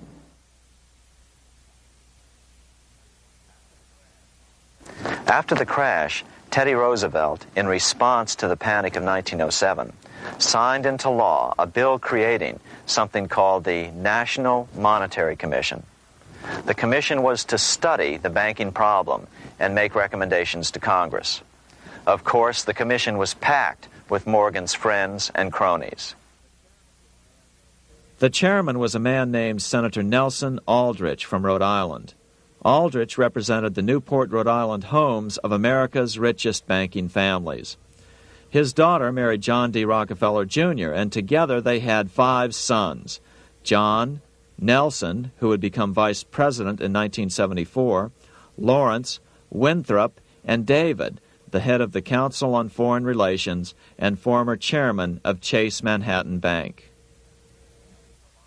As soon as the National Monetary Commission was set up, Senator Aldrich immediately embarked on a 2-year tour of Europe, where he consulted at length with the private central bankers in England, France, and Germany. The total cost of his trip alone to the taxpayers was $300,000, an astronomical sum in those days. Shortly after his return, on the evening of November 22, 1910, some of the wealthiest and most powerful men in America boarded Senator Aldrich's private rail car and in the strictest secrecy journeyed to this place, Jekyll Island, off the coast of Georgia. With the group came Paul Warburg. Warburg had been given a $500,000 per year salary to lobby for the passage of a privately owned central bank in America by the investment firm Kuhn, Loeb and Company. Warburg's partner in this firm was a man named Jacob Schiff, the grandson of the man who shared the Greenshield house with the Rothschild family in Frankfurt. Schiff, as we'll find out later, was in the process of spending $20 million to finance the overthrow of the Tsar in Russia. These three European banking families, the Rothschilds, the Warburgs, and the Schiffs, were interconnected by marriage down through the years, just as their American banking counterparts, the Morgans, Rockefellers, and Aldriches were. Secrecy was so tight that all 7 primary participants were cautioned to use only first names to prevent servants from learning their identities. Years later, one participant, Frank Vanderlip, president of National City Bank of New York and a representative of the Rockefeller family, confirmed the Jekyll Island trip in a February 9, 1935 edition of the Saturday Evening Post. I was as secretive, indeed as furtive as any conspirator. Discovery, we knew, simply must not happen, or else all our time and effort would be wasted. If it were to be exposed that our particular group had got together and written a banking bill, that bill would have no chance whatever of passage by Congress. The participants came here to figure out how to solve their major problem, how to bring back a privately owned central bank. But there were other problems that needed to be addressed as well. First of all, the market share of the big national banks was shrinking fast. In the first 10 years of the century, the number of U.S. banks had more than doubled to over 20,000. By 1913, only 29% of all banks were national banks, and they held only 57% of all deposits. As Senator Aldrich later admitted in a magazine article, before passage of this act, the New York bankers could only dominate the reserves of New York. Now, we are able to dominate the bank reserves of the entire country. Therefore, something had to be done to bring these new banks under their control. As John D. Rockefeller put it, quote, "Competition is sin," close quote. Secondly, the nation's economy was so strong that corporations were starting to finance their expansions out of profits instead of taking out huge loans from large banks. In the first 10 years of the new century, 70% of corporate funding came from profits. In other words, American industry was becoming independent of the money changers, and that trend had to be stopped. All the participants knew that these problems could be hammered out into a workable solution, but perhaps their biggest problem was a public relations problem, the name of the new bank. That discussion took place right here in this room, one of the many conference rooms in this sprawling hotel, today known as the Jekyll Island Club Hotel. Aldrich believed that the word bank should not even appear in the name. Warburg wanted to call the legislation the National Reserve Bill or the Federal Reserve Bill. The idea here was to give the impression that the purpose of the new central bank was to stop bank runs, but also to conceal its monopoly character. However, it was Aldrich, the egotistical politician, who insisted it be called the Aldrich Bill. After 9 days at Jekyll Island, the group dispersed. The new central bank would be very similar to the old Bank of the United States. It would be given a monopoly over U.S. currency and create that money out of nothing. How does the Fed create money out of nothing? It's a four-step process. But first, a word on bonds. Bonds are simply promises to pay, or government IOUs. People buy bonds to get a secure rate of interest. At the end of the term of the bond, the government repays the bond plus interest, and the bond is destroyed. There are about $3.6 trillion worth of these loans or bonds at present. Now here's the Fed money-making process. Step 1. The Federal Open Market Committee approves the purchase of U.S. bonds on the open market. Step 2. The bonds are purchased by the Fed from whoever is offering them for sale on the open market. Step 3. The Fed pays for the bonds with electronic credits to the seller's bank, which in turn credits the seller's bank account. The trick is that these credits are based on nothing. The Fed just creates them. Step 4. The banks use these deposits as reserves. They can loan out over 10 times the amount of their reserves to new borrowers, all at interest. In this way, a Fed purchase of, say, $1 million worth of bonds gets turned into over $10 million in bank accounts. The Fed, in effect, creates 10% of this totally new money, and the banks create the other 90%. To reduce the amount of money in the economy, the process is just reversed. The Fed sells bonds to the public, and the money flows out of the purchaser's local bank. Loans must be reduced by 10 times the amount of the sale. So, a Fed sale of $1 million in bonds results in $10 million less money in the economy. So how does this benefit the bankers whose representatives huddled at Jekyll Island? First, it totally misdirected banking reform efforts from proper solutions. Second, it prevented a proper debt-free system of government finance, like Lincoln's greenbacks, from making a comeback. The bond-based system of government finance forced on Lincoln after he created greenbacks was now cast in stone. Third, it delegated to the bankers the right to create 90% of our money supply based on only fractional reserves, which they then loan out at interest. Fourth, it centralized overall control of our nation's money supply in the hands of a few men. Fifth, it established a central bank with a high degree of independence from effective political control. Soon after its creation, the Fed's great contraction in the early 1930s would cause the Great Depression. This independence has been enhanced since then through additional laws. In order to fool the public into thinking the government retained control, the plan called for the Fed to be run by a board of governors appointed by the President and approved by the Senate. But all the bankers had to do was to be sure their men got appointed to the board of governors. That wasn't hard. Bankers have money, and money buys influence over politicians. Once the participants left Jekyll Island, the public relations blitz was on. The big New York banks put together an educational fund of $5 million to finance professors at respected universities to endorse the new bank. Woodrow Wilson at Princeton was one of the first to jump on the bandwagon. But the bankers' subterfuge didn't work.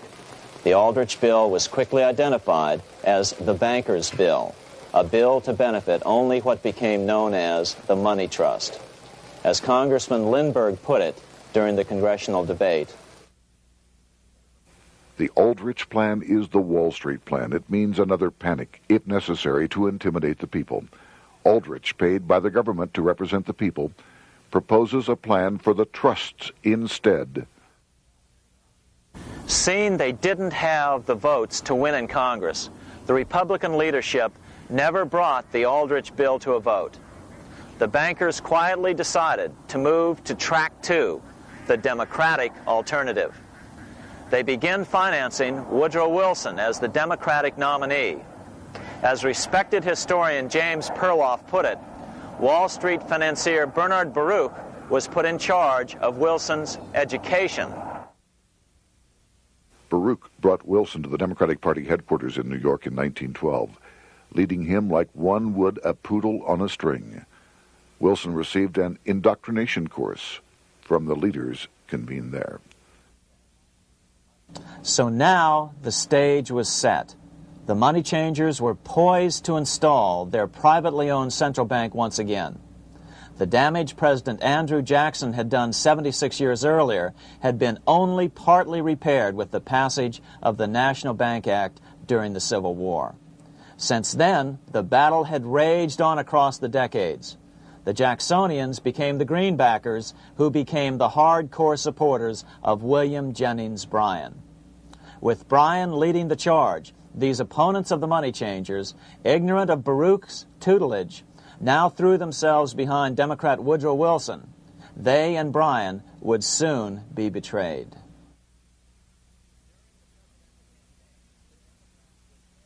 During the presidential campaign, the Democrats were careful to pretend to oppose the Aldrich bill.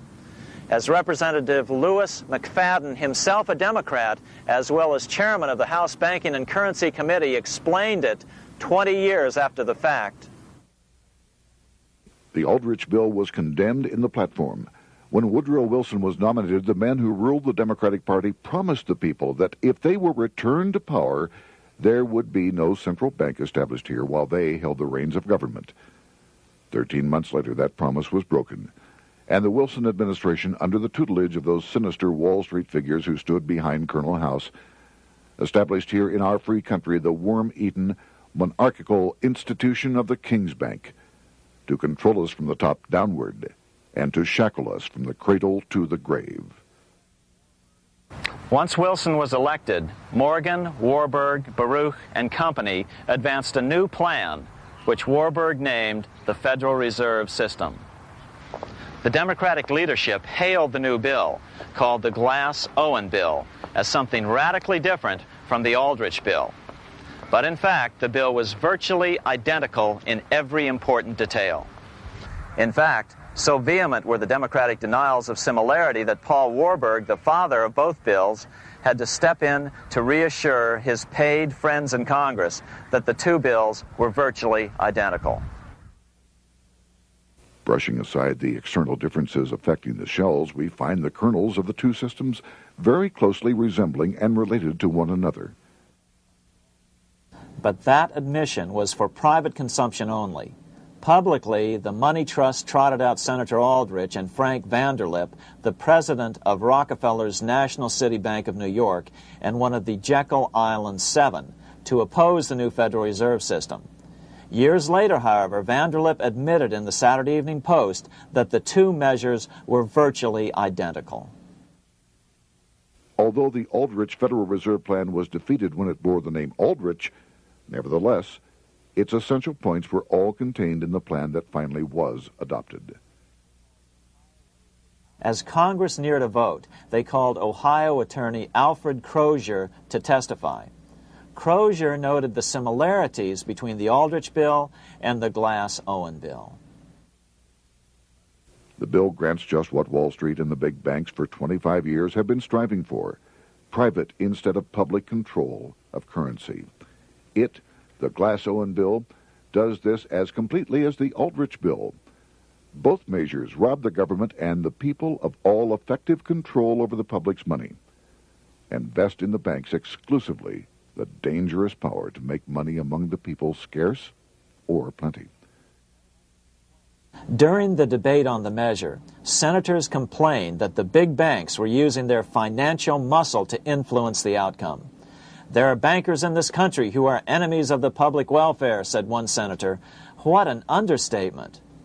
Despite the charges of deceit and corruption, the bill was finally snuck through the Senate on December 22, 1913, after most senators had left town for the holidays, after having been assured by the leadership that nothing would be done until long after the Christmas recess. On the day the bill was passed, Congressman Lindbergh prophetically warned his countrymen that this act establishes the most gigantic trust on earth. When the president signs this bill, the invisible government by the monetary power will be legalized. The people may not know it immediately, but the day of reckoning is only a few years removed. The worst legislative crime of the ages is perpetrated by this banking bill. On top of all this, only weeks earlier, Congress had finally passed a bill legalizing income tax. Why was the income tax law important? Because bankers finally had in place a system which would run up a virtually unlimited federal debt. How would the interest on this debt be repaid? Never mind the principal. Remember, a privately owned central bank creates the principal out of nothing. The federal government was small then. Up to then, it had subsisted merely on tariffs and excise taxes. No, just as with the Bank of England, the interest payments had to be guaranteed by direct taxation of the people. the money changers knew that if they had to rely on contributions from the states, eventually the individual state legislatures would revolt and either refuse to pay the interest on their own money or at least bring political pressure to bear to keep the debt small. It is interesting to note that in 1895, the Supreme Court had found a similar income tax law to be unconstitutional. The Supreme Court even found a corporate income tax law unconstitutional in 1909. As a result, Senator Aldrich hustled a bill for a constitutional amendment allowing income tax through the Congress. The proposed 16th Amendment to the Constitution was then sent to the state legislatures for approval. But some critics claim that the 16th Amendment was never ratified by the necessary 3/4 of the states. In other words, the 16th Amendment may not be legal. But the money changers were in no mood to debate the fine points. By October of 1913, Senator Aldrich had hustled the income tax bill through Congress. Without the power to tax the people directly and bypass the states, the Federal Reserve Bill would be far less useful to those who wanted to drive America deeply into their debt. A year after the passage of the Federal Reserve Bill, Congressman Lindbergh explained how the Fed created what we have come to call the business cycle and how they use it to their advantage. To cause high prices, all the Federal Reserve Board will do will be to lower the rediscount rate, producing an expansion of credit and a rising stock market. Then, when businessmen are adjusted to these conditions, it can check prosperity in mid-career by arbitrarily raising the rate of interest. It can cause the pendulum of a rising and falling market to swing gently back and forth by slight changes in the discount rate, or cause violent fluctuations by a greater rate variation. And in either case, it will possess inside information as to financial conditions and advanced knowledge of the coming change, either up or down. This is the strangest, most dangerous advantage ever placed in the hands of a special privileged class by any government that ever existed. The system is private, conducted for the sole purpose of obtaining the greatest possible profits from the use of other people's money. They know in advance when to create panics to their advantage. They also know when to stop panic. Inflation and deflation work equally well for them when they control finance. Congressman Lindbergh was correct on all points. What he didn't realize was that most European nations had already fallen prey to the central bankers decades or centuries earlier. But he also mentions the interesting fact that only 1 year later, the Fed had cornered the market in gold. This is how he put it, quote, "Already, the Federal Reserve banks have cornered the gold and gold certificates," close quote. But Congressman Lindbergh was not the only critic of the Fed. Congressman Lewis McFadden, the chairman of the House Banking and Currency Committee from 1920 to 1931, remarked that the Federal Reserve Act brought about a superstate controlled by international bankers and international industrialists acting together to enslave the world for their own pleasure. Notice how McFadden saw the international character of the stockholders of the Federal Reserve. Another chairman of the House Banking and Currency Committee in the 1960s, Wright Patman from Texas, put it this way. In the United States today, we have in effect two governments. We have the duly constituted government, then we have an independent, uncontrolled, and uncoordinated government in the Federal Reserve System, operating the money powers which are reserved to Congress by the Constitution. Even the inventor of the electric light, Thomas Edison, joined the fray in criticizing the system of the Federal Reserve. If our nation can issue a dollar bond, it can issue a dollar bill. The element that makes the bond good makes the bill good also. The difference between the bond and the bill is the bond lets money brokers collect twice the amount of the bond and an additional 20%, whereas the currency pays nobody but those who contribute directly in some useful way. It is absurd to say that our country can issue $30 million in bonds and not $30 million in currency. Both are promises to pay, but one promise fattens the usurers, and the other helps the people. 3 years after the passage of the Federal Reserve Act, even President Wilson began to have second thoughts about what had been unleashed during his first term in office. We have come to be one of the worst ruled, one of the most completely controlled governments in the civilized world, no longer a government of free opinion, no longer a government by a vote of the majority, but a government by the opinion and duress of a small group of dominant men. Some of the biggest men in the United States in the field of commerce and manufacture are afraid of something. They know that there is a power somewhere so organized, so subtle, so watchful, so interlocked, so complete, so pervasive, that they had better not speak above their breath when they speak in condemnation of it. Before his death in 1924, President Wilson realized the full extent of the damage he had done to America when he confessed, "I have unwittingly ruined my government." So finally, the money changers, those who profit by manipulating the amount of money in circulation, had their privately owned central bank installed again in America. The major newspapers, which they also owned, hailed passage of the Federal Reserve Act of 1913, telling the public that now depressions could be scientifically prevented.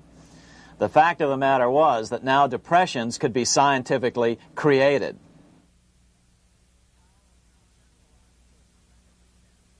Power was now centralized to a tremendous extent.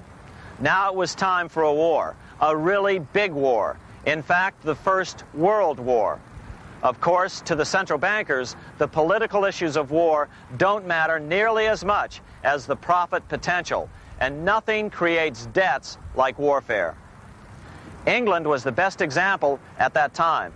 During the 119-year period between the founding of the Bank of England and Napoleon's defeat at Waterloo, England had been at war for 56 years, and much of the remaining time she'd been preparing for war. In World War I, the German Rothschilds loaned money to the Germans, the British Rothschilds loaned money to the British, and the French Rothschilds loaned money to the French. In America, J.P. Morgan was the sales agent for war materials to both the British and the French. In fact, 6 months into the war, Morgan became the largest consumer on earth, spending $10 million a day. His offices here at 23 Wall Street were mobbed by brokers and salesmen trying to cut a deal. In fact, it got so bad that the bank had to post guards at every door and at the partners' homes as well. Many other New York bankers made out as well from the war. President Wilson appointed Bernard Baruch to head the War Industries Board. According to historian James Perloff, both Baruch and the Rockefellers profited by some $200 million during the war. But profits were not the only motive. There was also revenge. The money changers never forgave the czars for their support of Lincoln during the Civil War. Also, Russia was the last major European nation to refuse to give in to the privately owned central bank scheme. 3 years after World War I broke out, the Russian Revolution toppled the Tsar and installed the scourge of communism. Jacob Schiff of Kuhn Loeb and Company bragged from his deathbed that he had spent $20 million towards the defeat of the Tsar. Money was funneled from England to support the revolution as well.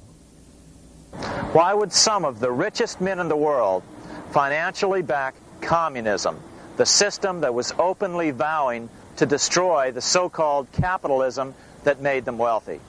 Researcher Gary Allen explained it this way.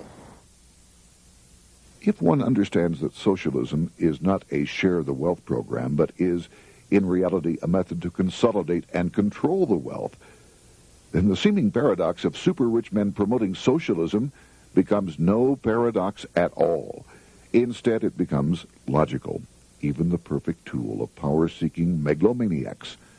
Communism, or more accurately socialism, is not a movement of the downtrodden masses, but of the economic elite. As W. Cleon Skousen put it, In his 1970 book, The Naked Capitalist, power from any source tends to create an appetite for additional power. It was almost inevitable that the super-rich would one day aspire to control not only their own wealth, but the wealth of the whole world. To achieve this, they were perfectly willing to feed the ambitions of the power-hungry political conspirators who were committed to the overthrow of all existing governments and the establishments of a central worldwide dictatorship. but what if these revolutionaries get out of control and try to seize power from the super-rich? After all, it was Mao Zedong who in 1938 stated his position concerning power. Political power grows out of the barrel of a gun. The Wall Street, London axis elected to take the risk. The master planners attempted to control revolutionary communist groups by feeding them vast quantities of money when they obeyed and contracting their money supply or even financing their opposition if they got out of control.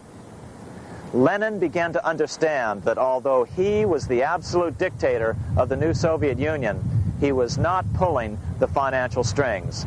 Someone else was silently in control. The state does not function as we desired. The car does not obey. A man is at the wheel and seems to lead it, but the car does not drive in the desired direction. It moves as another force wishes.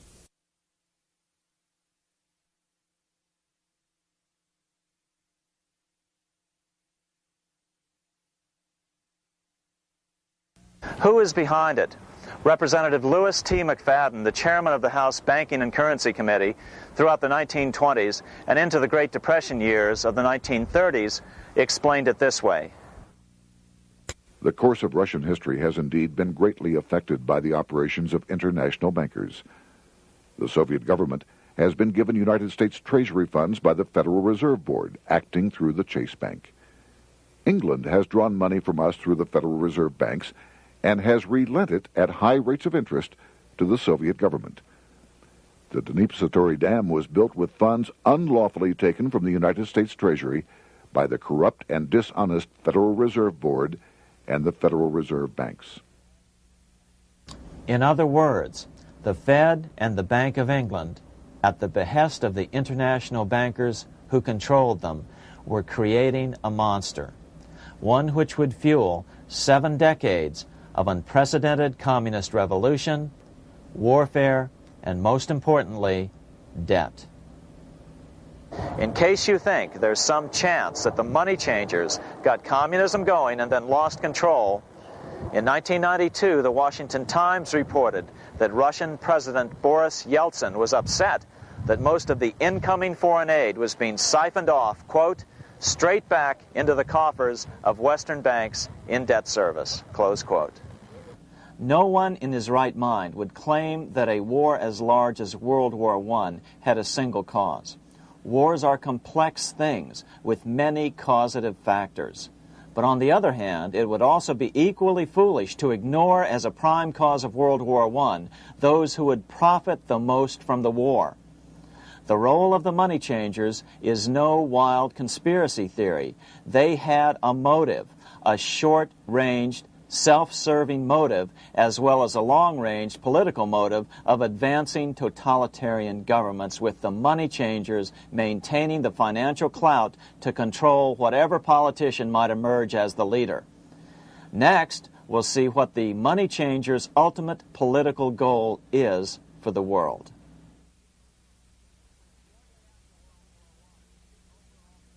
Shortly after World War I, the overall political agenda of the money changers began to be clear. Now that they controlled national economies individually, the next step was the ultimate form of consolidation, world government. The new world government proposal was given top priority at the Paris Peace Conference after World War I. It was called the League of Nations. But much to the surprise of Paul Warburg and Bernard Baruch, who attended the peace conference with President Wilson, the world was not yet ready to dissolve national boundaries.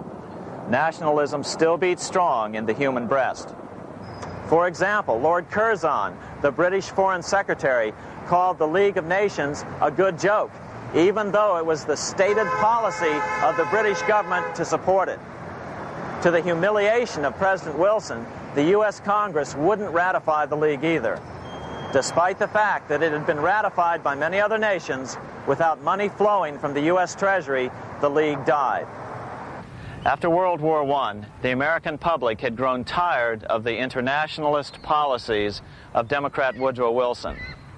In the presidential election of 1920, Republican Warren Harding won a landslide victory with over 60% of the vote. Harding was an ardent foe of both Bolshevism and the League of Nations. His election, which opened a 12-year run of Republican presidents in the White House, led to an unprecedented era of prosperity known as the Roaring Twenties. Despite the fact that the war had brought America a debt 10 times larger than its Civil War debt, still the American economy surged. Gold had poured into the country during the war, and it continued to do so afterwards. In the early 1920s, the governor of this bank, the Federal Reserve Bank of New York, a man named Benjamin Strong, met frequently with the secretive and eccentric governor of the Bank of England, Montague Norman. Norman was determined to replace the gold England had lost to the U.S. during World War I and return the Bank of England to its former position of dominance in world finance. On top of that, rich with gold, the American economy might get out of control again, just like it had done after the Civil War. During the next 8 years, under the presidencies of Harding and Coolidge, the huge federal debt built up during World War I was cut by 38%, down to $16 billion, the greatest percentage drop in U.S. history.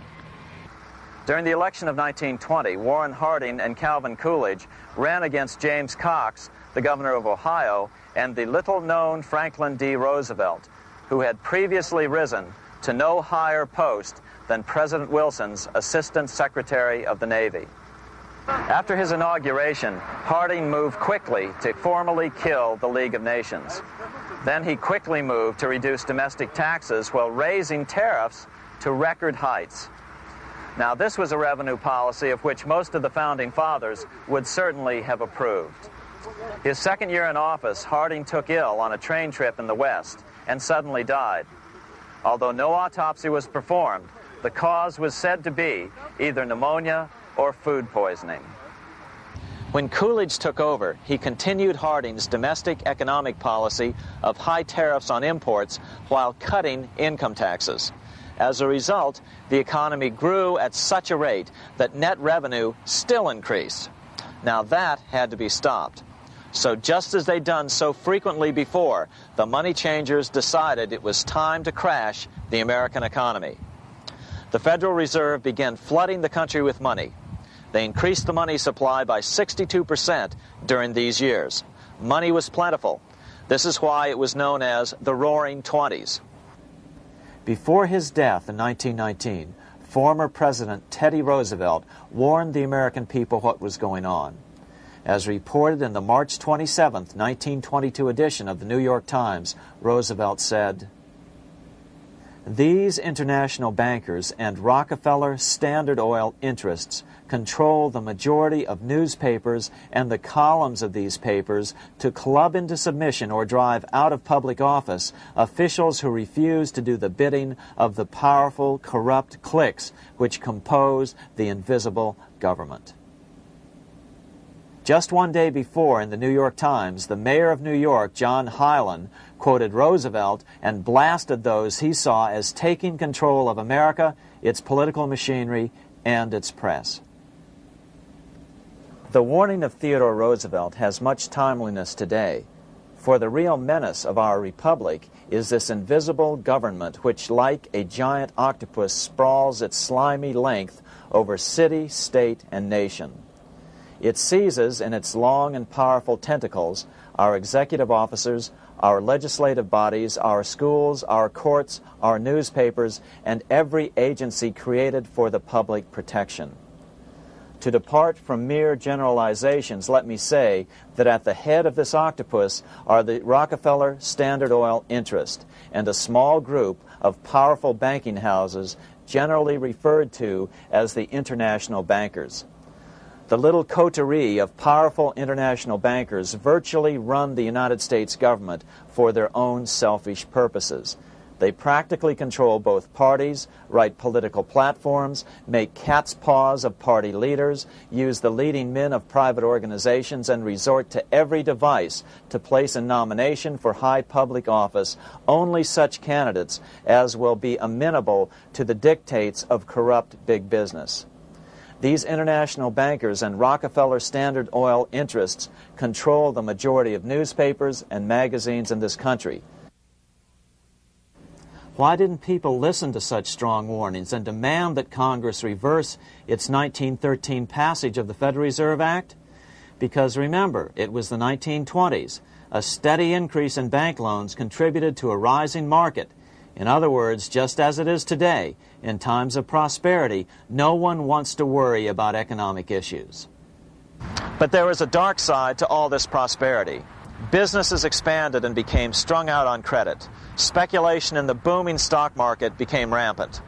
Although everything looked rosy, it was a castle made of sand. When all was in readiness, in April of 1929, Paul Warburg, the father of the Federal Reserve, sent out a secret advisory warning his friends that a collapse and nationwide depression was certain. In August of 1929, the Fed began to tighten money. It is not a coincidence that the biographies of all the Wall Street giants of that era, John D. Rockefeller, J.P. Morgan, Bernard Baruch, etc., all marvel that they got out of the stock market just before the crash and put all their assets in cash or gold.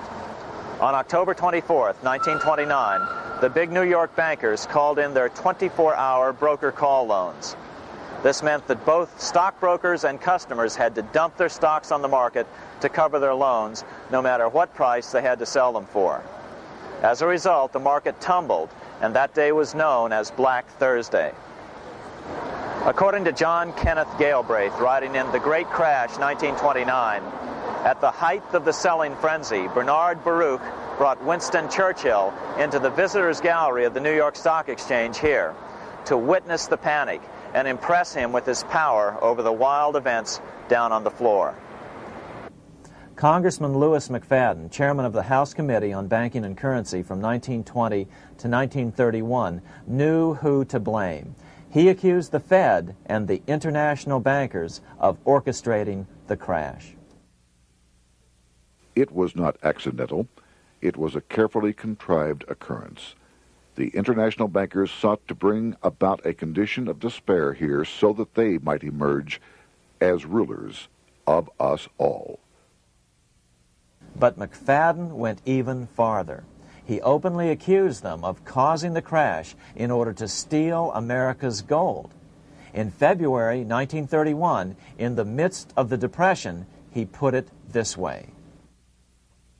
I think it can hardly be disputed that the statesmen and financiers of Europe are ready to take almost any means to reacquire rapidly the gold stock which Europe lost to America as the result of World War I. Curtis Dahl, a broker for Lehman Brothers, was on the floor of the New York Stock Exchange the day of the crash. In his 1970 book, FDR, My Exploited Father-in-Law, he explained that the crash was triggered by the planned sudden shortage of call money in the New York money market. Actually, it was the calculated shearing of the public by the world money powers triggered by the planned sudden shortage of call money in the New York money market. Within a few weeks, $3 billion of wealth simply seemed to vanish. Within a year, $40 billion had been lost. But did it really disappear? Or was it simply consolidated in fewer hands? And what did the Federal Reserve do? Instead of moving to help the economy out by quickly lowering interest rates to stimulate the economy, the Fed continued to brutally contract the money supply further, deepening the Depression. Between 1929 and 1933, the Fed reduced the money supply by an additional 33%. Although most Americans have never heard that the Fed was the cause of the Depression, this is well known among top economists. Milton Friedman, the Nobel Prize-winning economist, now of Stanford University, said the same thing in a National Public Radio interview in January of 1996. The Federal Reserve definitely caused the Great Depression by contracting the amount of currency in circulation by 1/3 from 1929 to 1933. But the money lost by most Americans during the Depression didn't just vanish. It was just redistributed into the hands of those who had gotten out just before the crash and had purchased gold, which is always a safe place to put your money just before a depression. But America's money also went overseas. Incredibly, as President Hoover was heroically trying to rescue banks and prop up businesses, with millions of Americans starving as the Great Depression deepened, millions of dollars were being spent rebuilding Germany from damage sustained during World War I. 8 years before Hitler would invade Poland, Representative Louis McFadden, chairman of the House Banking and Currency Committee, warned Congress that Americans were paying for Hitler's rise to power. After World War I, Germany fell into the hands of the German international bankers. Those bankers bought her, and they now own her lock, stock, and barrel. They have purchased her industries, they have mortgages on her soil, they control her production, they control all her public utilities. The international German bankers have subsidized the present government of Germany, and they have also supplied every dollar of the money Adolf Hitler has used in his lavish campaign to build up a threat to the government of Brüning. When Brüning fails to obey the orders of the German international bankers, Hitler is brought forth to scare the Germans into submission. Through the Federal Reserve Board, over $30 billion of American money has been pumped into Germany. You have all heard of the spending that's taken place in Germany. Modernistic dwellings, her great planetariums, her gymnasiums, her swimming pools, her fine public highways, her perfect factories. All this was done on our money. All this was given to Germany through the Federal Reserve Board. The Federal Reserve Board has pumped so many billions of dollars into Germany that they dare not name the total. Franklin D. Roosevelt was swept into office during the 1932 presidential election. Once Roosevelt was in office, however, sweeping emergency banking measures were immediately announced, which did nothing but increase the Fed's power over the money supply. Then, and only then, did the Fed finally begin to loosen the purse strings and feed new money out to the starving American people. At first, Roosevelt railed against the money changers as being the cause of the Depression. Believe it or not, this is what he said on March 4th, 1933, in his inaugural address. Practices of the unscrupulous money changers stand indicted in the court of public opinion, rejected by the hearts and minds of men. The money changers have fled from their high seats in the temple of our civilization. But 2 days later, Roosevelt declared a bank holiday and closed all banks. Later that year, Roosevelt outlawed private ownership of all gold bullion and all gold coins with the exception of rare coins. Most of the gold in the hands of the average American was in the form of gold coins. The new decree was, in effect, a confiscation. Those who didn't comply risk as much as 10 years in prison and a $10,000 fine, the equivalent of $100,000 today. Out in small-town America, some people didn't trust Roosevelt's order. Many were torn between keeping their hard-earned wealth or obeying the government. Those who did turn in their gold were paid the official price for it, $20.66 per ounce. So unpopular was the confiscation order that no one anywhere in government would take credit for authoring it. No congressman claimed it. At the signing ceremony, President Roosevelt made it clear to all present that he was not the author of it and publicly stated that he had not ever read it. Even his Secretary of the Treasury said he'd never read it either, saying it was, quote, what the experts wanted. Roosevelt convinced the public to give up their gold by saying that pooling the nation's resources was necessary to get America out of the Depression. With great fanfare, he ordered a new bullion depository built to hold the mountain of gold the U.S. government was illegally confiscating. By 1936, the U.S. bullion depository at Fort Knox was completed, and in January 1937, the gold began to flow into it. The rip-off of the ages was about to proceed. In 1935, once the gold had all been turned in, the official price of gold was suddenly raised to $35 per ounce. But the catch was, only foreigners could sell their gold at the new higher price. The money changers who had heeded Warburg's note and gotten out of the stock market just before the crash and bought gold at $20.66 per ounce, then shipped it to London, could now bring it back and sell it back to the government, nearly doubling their money while the average American starved. The Fort Knox Bullion Depository sits here in the middle of the Fort Knox Military Reservation, 30 miles southwest of Louisville, Kentucky. This was as close as we were permitted to get to the depository despite years of letters from members of Congress to allow our film crew inside. The 4-acre grounds immediately surrounding the building are guarded by an electrified steel fence, an open moat, and 4 machine-gun-armed guard pillboxes at the structure's corners. When the gold began arriving on January 13, 1937, there was unprecedented security. Thousands of official guests watched the arrival of a 9-car train from Philadelphia, guarded by armed soldiers, postal inspectors, Secret Servicemen, and guards from the U.S. Mint. It was all great theater. America's gold supply from across the land had been pooled, supposedly for the public benefit, and then safely tucked into Fort Knox. But all that security would soon be breached by the government itself. Now the stage was set for a really big war, one which would pile up debt far beyond that of World War I. For example, in 1944 alone, the U.S. national income was only $183 billion, yet $103 billion was spent on the war. This was 30 times the spending rate during World War I. In fact, the American taxpayer picked up 55% of the total Allied cost of the war. But equally important, virtually every nation involved in World War II greatly multiplied their debt. In the U.S., for example, federal debt went from $43 billion in 1940 up to $257 billion in 1950, an increase of 598%. Between 1940 and 1950, Japanese debt swelled 1,348%. French debt grew 583%, and Canadian debt soared 417%.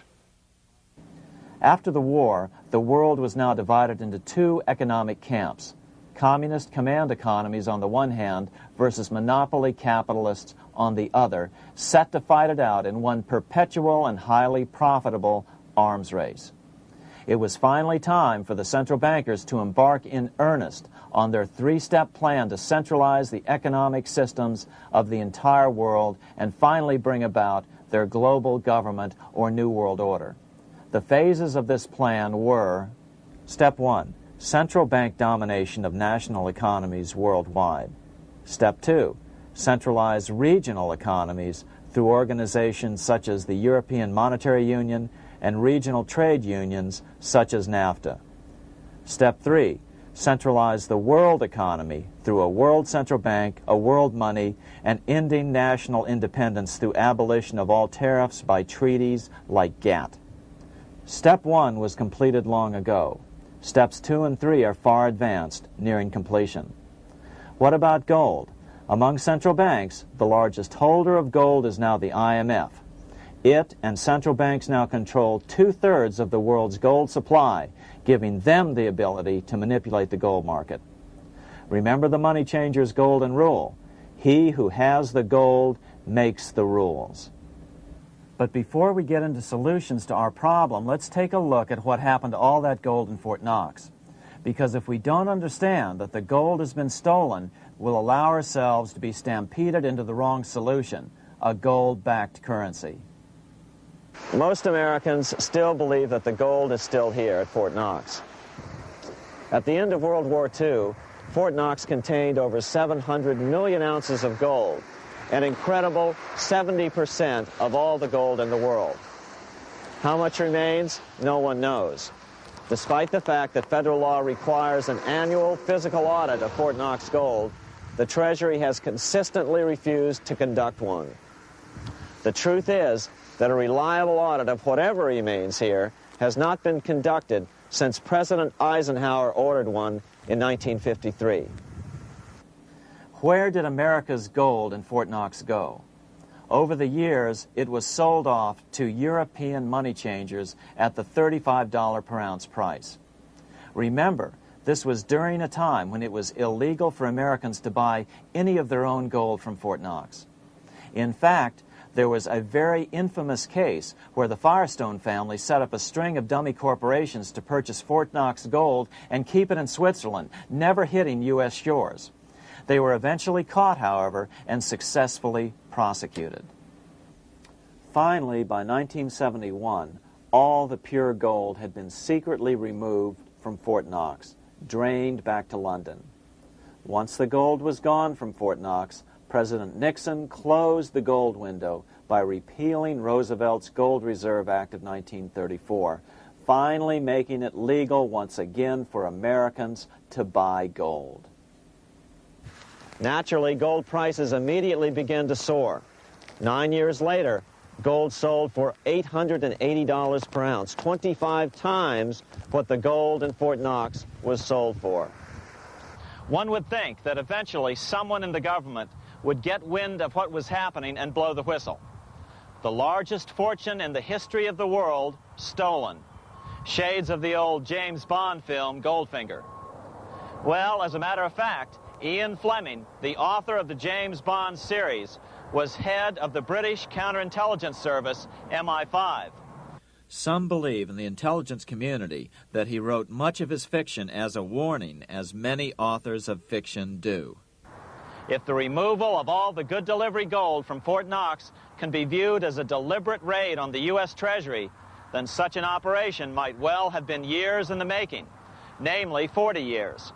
Certainly enough time for Fleming to get wind of it and try to prevent it. So just how did the story of the Fort Knox gold robbery get out? It all started with an article in a New York periodical in 1974. The article charged that the Rockefeller family was manipulating the Federal Reserve to sell off Fort Knox gold at bargain basement prices to anonymous European speculators. 3 days later, the anonymous source of the story, Louise Auchincloss Boyer, mysteriously fell to her death from the window of her 10th floor apartment in New York. How would Mrs. Boyer have known of the Rockefeller connection to the Fort Knox gold heist? She was the longtime secretary of Nelson Rockefeller. For the next 14 years, this man, Ed Durrell, a wealthy Ohio industrialist, devoted himself to a quest for the truth concerning the Fort Knox gold. He wrote thousands of letters to over 1,000 government and banking officials, trying to find out how much gold was really left and where the rest of it had gone.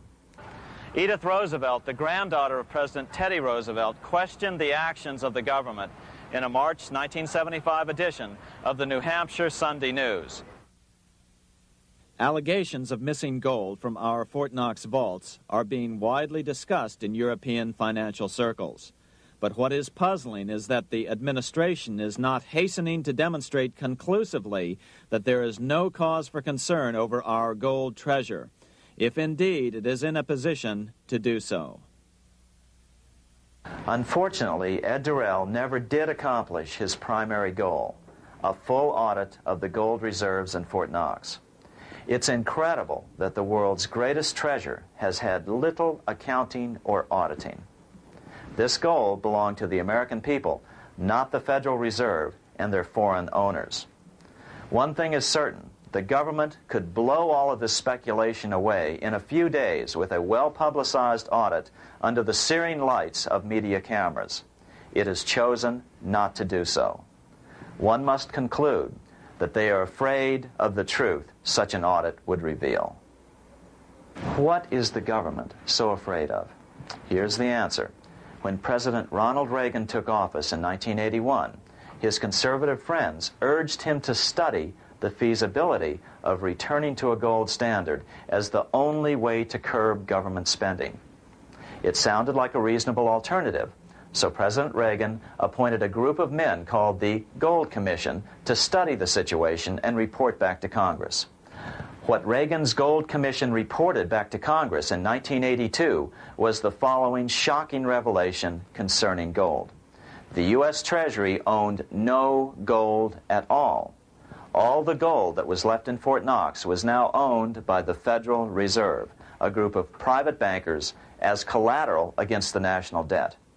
The truth of the matter is that never before has so much money been stolen from the hands of the general public and put into the hands of a small group of private investors, the money changers.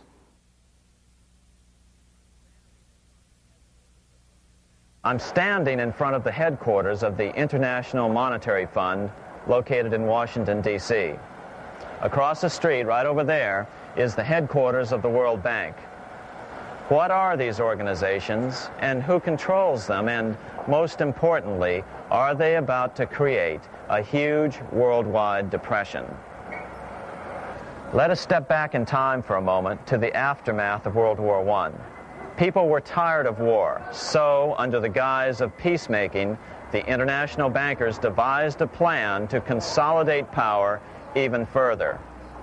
Claiming only an international government would stem the tide of world wars, the money changers pushed forward a proposal for world government which stood on three legs. A world central bank to be called the Bank of International Settlements, a world judiciary to be called the World Court located in The Hague, the Netherlands, and a world executive and legislature to be called the League of Nations. As President Clinton's mentor, Georgetown historian Carroll Quigley wrote in his 1966 book, Tragedy and Hope,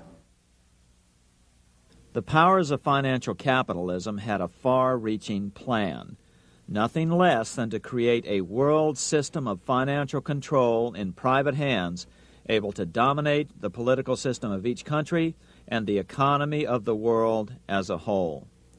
This system was to be controlled in a feudalistic fashion by the central banks of the world, acting in concert by secret agreements arrived at in frequent meetings and conferences.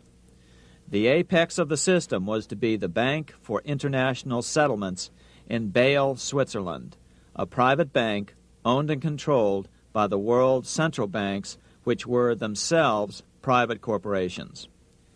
Each central bank sought to dominate its government by its ability to control treasury loans, to manipulate foreign exchanges, to influence the level of economic activity in the country, and to influence cooperative politicians by subsequent economic rewards in the business world.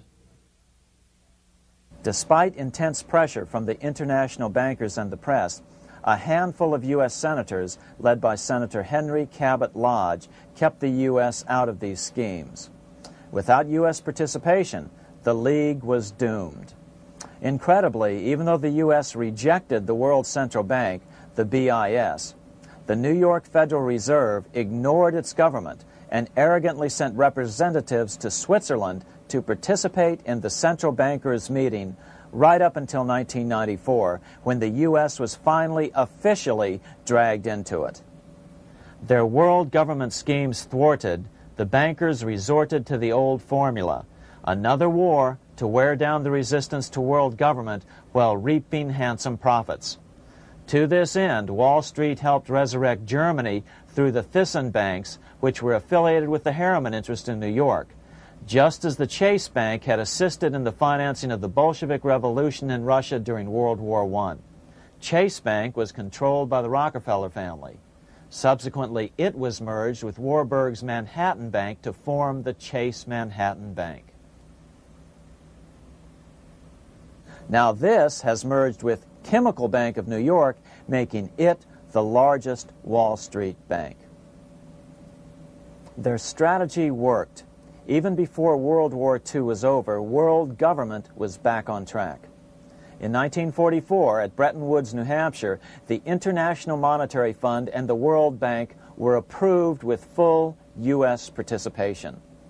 The Second League of Nations, renamed the United Nations, was approved in 1945. Soon, a new international court system was functioning as well. All effective opposition to these international bodies before the war had evaporated in the heat of war, just as planned. These new organizations simply repeated on a world scale what the National Banking Act of 1864 and the Federal Reserve Act of 1913 had established in the U.S. They created a banking cartel composed of the world's central banks, which gradually assumed the power to dictate credit policies to the banks of all the nations. For example, just as the Federal Reserve Act authorized the creation of a new national fiat currency called Federal Reserve Notes, the IMF has been given the authority to issue a world fiat money called Special Drawing Rights, or SDRs. To date, the IMF has created in excess of $30 billion worth of SDRs. Member nations are being pressured to make their currencies fully exchangeable for SDRs. In 1968, Congress approved laws authorizing the Fed to accept SDRs as reserves in the U.S. and to issue Federal Reserve notes in exchange for SDRs. What does that mean? It means that in the U.S., SDRs are already a part of our lawful money. And what about gold? SDRs are already partially backed by gold. And with 2/3 of world gold now in the hands of central banks, the money changers can go about structuring the world's economic future in whichever way they deem most profitable. Keep in mind, just as the Fed is controlled by its Board of Governors, the IMF is controlled by its Board of Governors, which are either the heads of the different central banks or the heads of the various national treasury departments dominated by their central banks. Voting power in the IMF gives the U.S. and the UK, that is to say the Fed and the Bank of England, effective control. Just as the Fed controls the amount of money in the U.S., the BIS, IMF, and World Bank control the money supply for the world. So we see the repetition of the old goldsmith's fraud replicated on the national scale with central banks like the Fed and on the international scale by the three arms of the world central bank. Is this organization of the BIS, the IMF, and the World Bank, which we refer to collectively as the World Central Bank, presently expanding and contracting world credit? Yes. Regulations put into effect in 1988 by the BIS required the world's bankers to raise their capital and reserves to 8% of liabilities by 1992. Increased capital requirements put an upper limit to the fractional reserve lending, similar to the way cash reserve requirements do. What has this seemingly insignificant regulation made in a Swiss city 8 years ago meant to the world? It means our banks cannot loan more and more money to buy more and more time before the next depression, as a maximum loan ratio is now set. It means those nations with the lowest bank reserves in their systems have already felt the terrible effects of this credit contraction as their banks scrambled to raise money to increase their reserves to 8%. To raise the money, they had to sell stocks, which depressed their stock markets and began the depression first in their countries. Japan, which in 1988 had among the lowest capital and reserve requirements and thus was the most affected by the regulation, has experienced a financial crash which began almost immediately in 1989, which has wiped out a staggering 50% of the value of its stock market since 1990 and 60% of the value of its commercial real estate. The Bank of Japan has lowered its interest rates to 0.5%, practically giving away money to resurrect the economy, but still the depression worsens. Due to the $20 billion U.S. bailout of Mexico, the financial collapse in that nation is already known here. Yet despite the bailout, the economy continues to be a disaster. One huge debt after another is rolled over as new loans are being made simply to enable Mexico to pay the interest on the old loans. In the south of Mexico, the poor have been in open revolt as every spare peso is being siphoned out of the country to make interest payments. It is important to note that a radical transfer of power is taking place as nations become subservient to a supranational world central bank controlled by a handful of the world's richest bankers. As the IMF creates more and more SDRs by the stroke of a pen on IMF ledgers, more and more nations borrow them to pay interest on their mounting debts and gradually fall under the control of the faceless bureaucrats of the World Central Bank. As the worldwide depression worsens and spreads, this will give the World Central Bank the power of economic life and death over these nations. It will decide which nations will be permitted to receive further loans and which nations will starve. Despite all the rhetoric about development and the alleviation of poverty, the result is a steady transfer of wealth from the debtor nations to the money changers' central banks which control the IMF and the World Bank. For example, in 1992, the Third World debtor nations, which borrowed from the World Bank, paid $198 million more to the central banks of the developed nations for World Bank-funded purposes than they received from the World Bank. All this increases their permanent debt in exchange for temporary relief of poverty caused by prior borrowings. Already, these repayments exceed the amount of the new loans.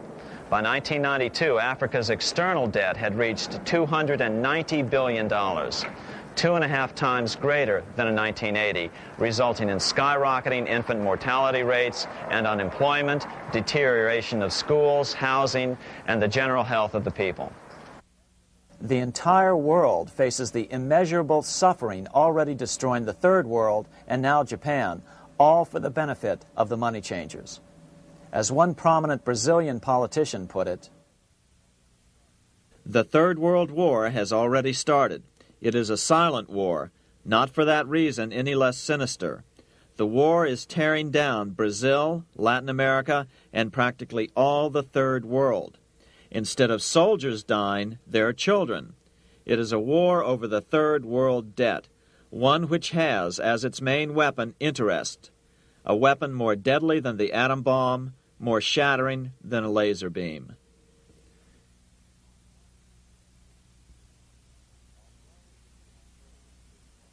Although it would be absurd to ignore the pivotal role played by influential families such as the Rothschilds, the Warburgs, the Schiffs, the Morgans, and the Rockefellers in any review of the history of central banking and fractional banking, keep in mind, by now, central banks and the large commercial banks are up to 3 centuries old and deeply entrenched in the economic life of many nations.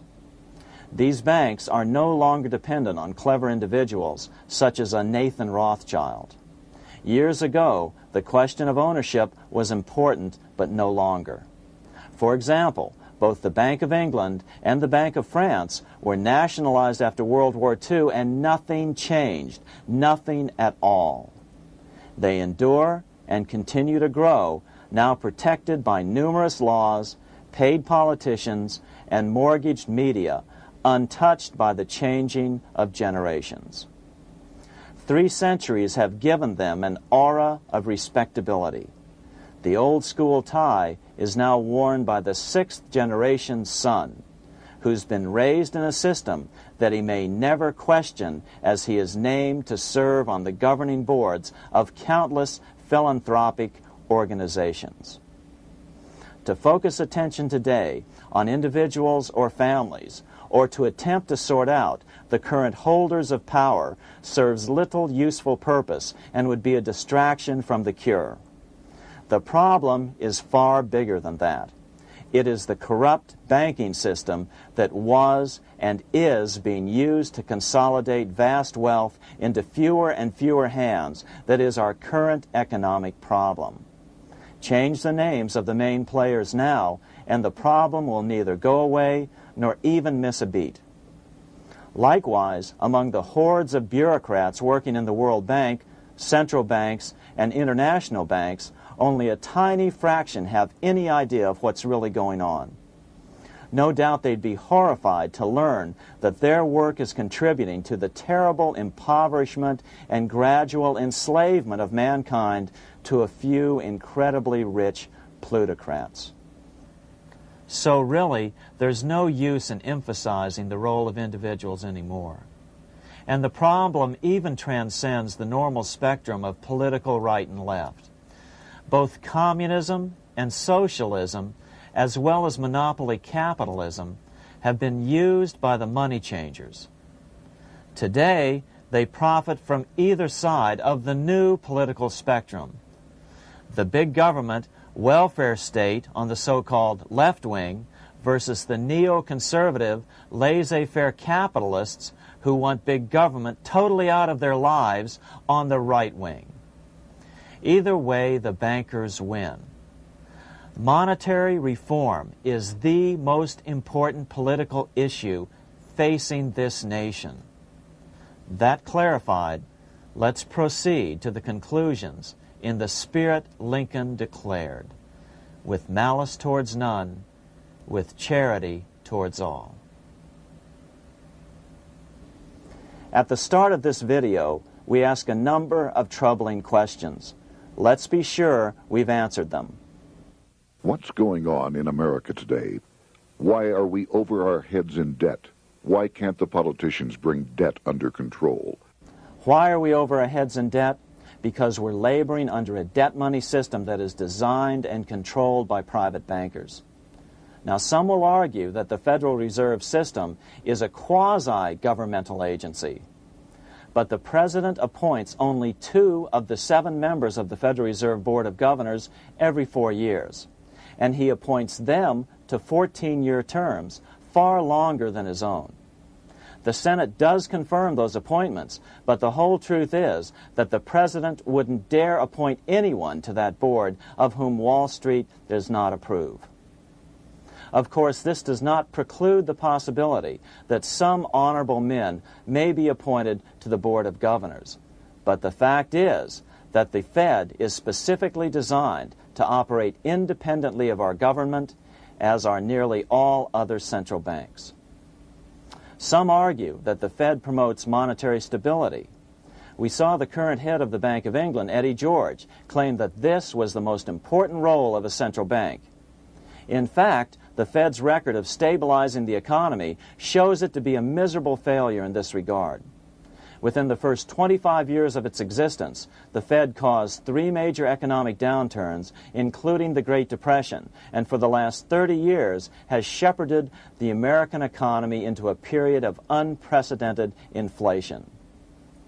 Again, this is not some wild conspiracy theory. It's a well-known fact among top economists. As Nobel Prize-winning economist Milton Friedman put it, the stock of money, prices, and output was decidedly more unstable after the establishment of the Federal Reserve System than before. The most dramatic period of instability in output was, of course, the period between the 2 wars, which includes the severe monetary contractions of 1920-21, 1929-33, and 1937-38. No other 20-year period in American history contains as many as 3 such severe contractions.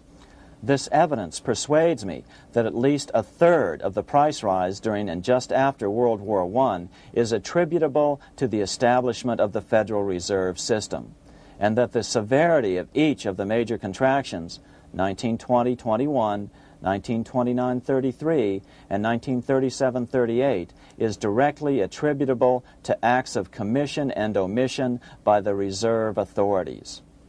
Any system which gives so much power and so much discretion to a few men so that mistakes, excusable or not, can have such far-reaching effects is a bad system.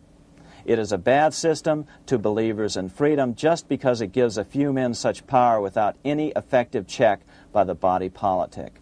This is the key political argument against an independent central bank.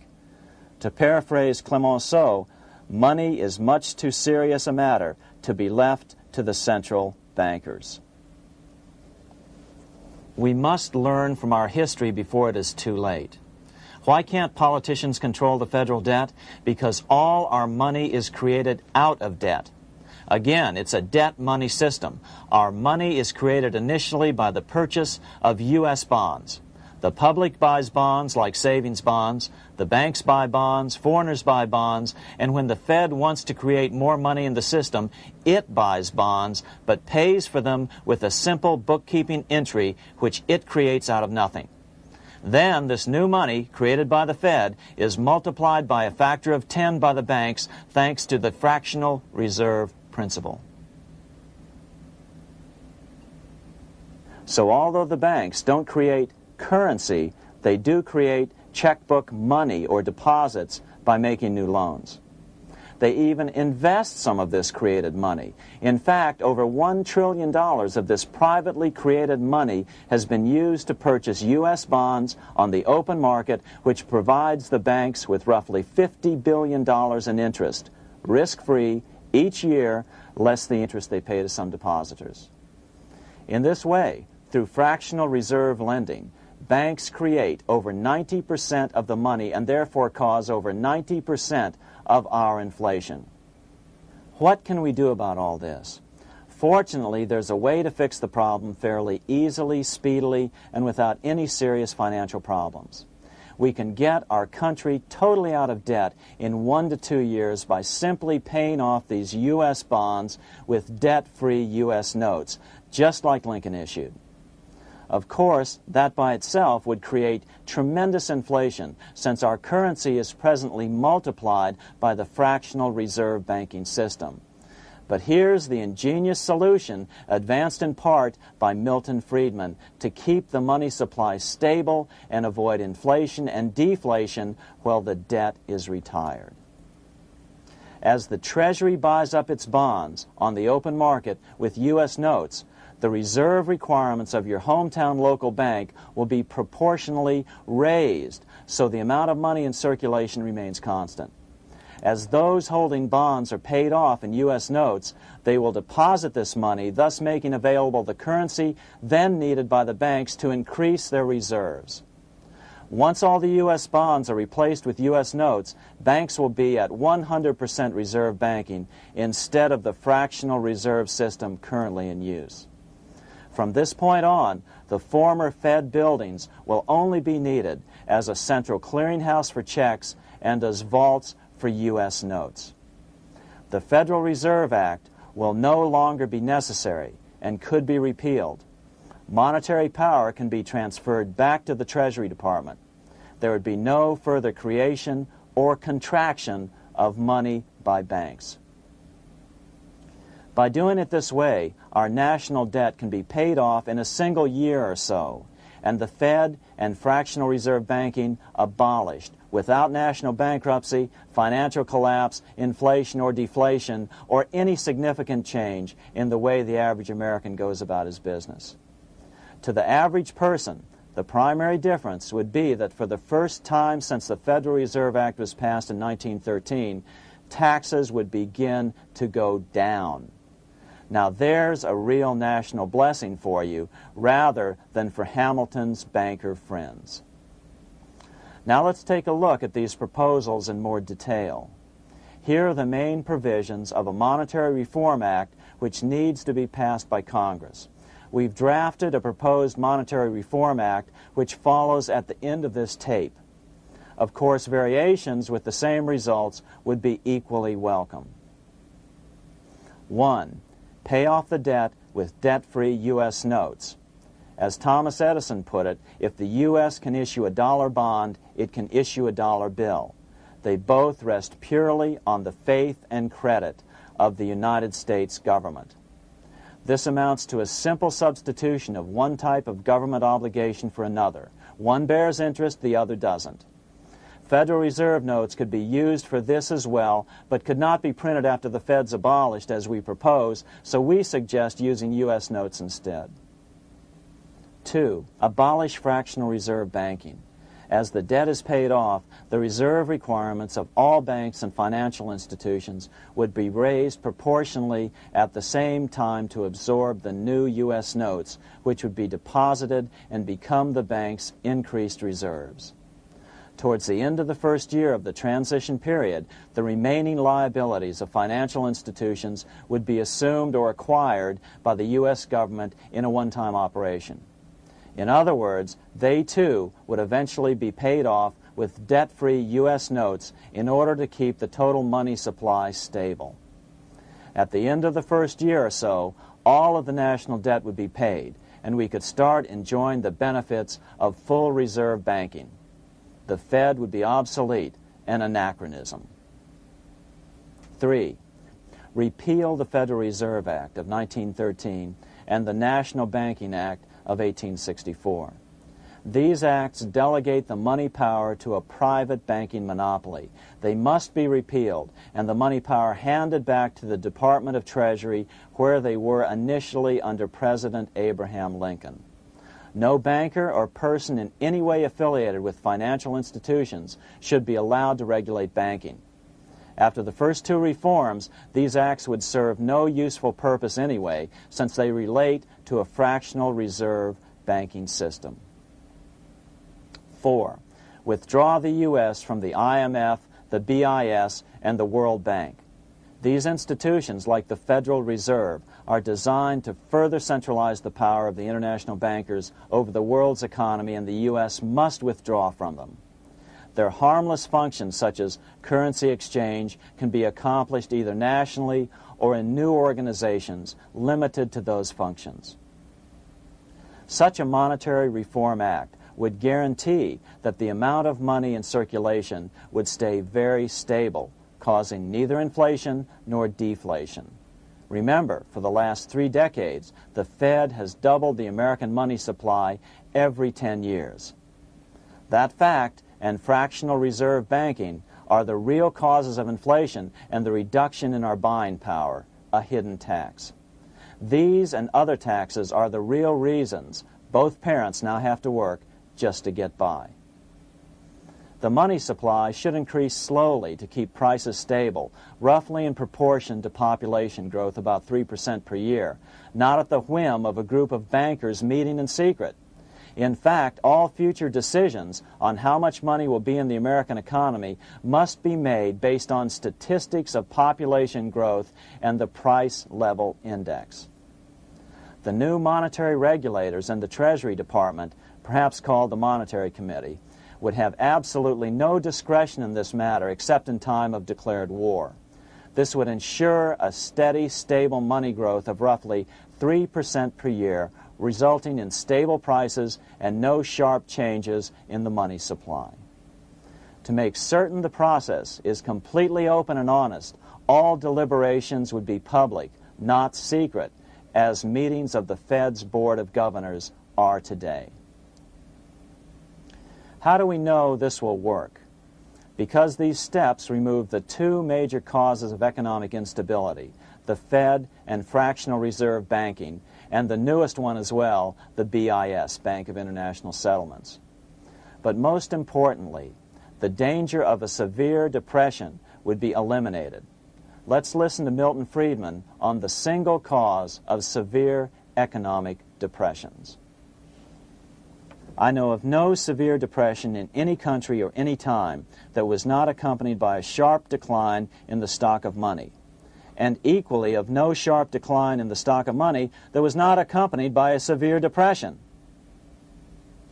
Issuing our own currency is not a radical solution. It's been advocated by Presidents Jefferson, Madison, Jackson, Van Buren, and Lincoln. But it's been used at different times throughout Europe as well. Perhaps the best example is one of the small islands off the coast of France in the English Channel. Called Guernsey, It's been using debt-free money issues to pay for large building projects for nearly 200 years. Here we are on Guernsey, and this is the Guernsey flower and vegetable market. Guernsey is one of the most successful examples of just how well a debt-free money system can work. In 1815, a committee was appointed to investigate how best to finance this new market. The impoverished island could not afford more new taxes, so the state's fathers decided to try a revolutionary idea: issue their own paper money. They were just colorful paper notes, backed by nothing, but the people of this tiny island agreed to accept them and trade with them. To be sure they circulated widely, they were declared to be good for the payment of taxes. Of course, this idea was nothing new. It was exactly what America had done before the American Revolution, and there are many other examples throughout the world. But it was new to Guernsey, and it worked miracles. This market is still in use, and remember, it was built for no debt to the people of this island state. But what if we follow Guernsey's example? How would the bankers react to these reforms? Certainly the international bankers' cartel will oppose reforms that do away with their control of the world's economies as they have in the past. But it is equally certain that Congress has the constitutional authority and responsibility to authorize the issuance of debt-free money, U.S. notes, and to reform the very banking laws it ill-advisedly enacted. Undoubtedly, the bankers will claim that issuing debt-free money will cause severe inflation or make other dire predictions. But remember, it is fractional reserve banking which is the real cause of over 90% of all inflation, not whether debt-free U.S. notes are used to pay for government deficits. In the current system, any spending excesses on the part of Congress are turned into more debt bonds, and the 10% purchased by the Fed are then multiplied many times over by the bankers, causing over 90% of all inflation. Our fractional reserve and debt-based banking system is the problem. We must ignore its inevitable resistance to reform and remain firm until the cure is complete. As the director of the Bank of England in the 1920s, Sir Josiah Stamp put it, referring to this modern fractional reserve banking system, "Banking is conceived in iniquity and born in sin. Bankers own the earth. Take it away from them, but leave them the power to create money and control credit, and with the flick of a pen, they will create enough money to buy it back again.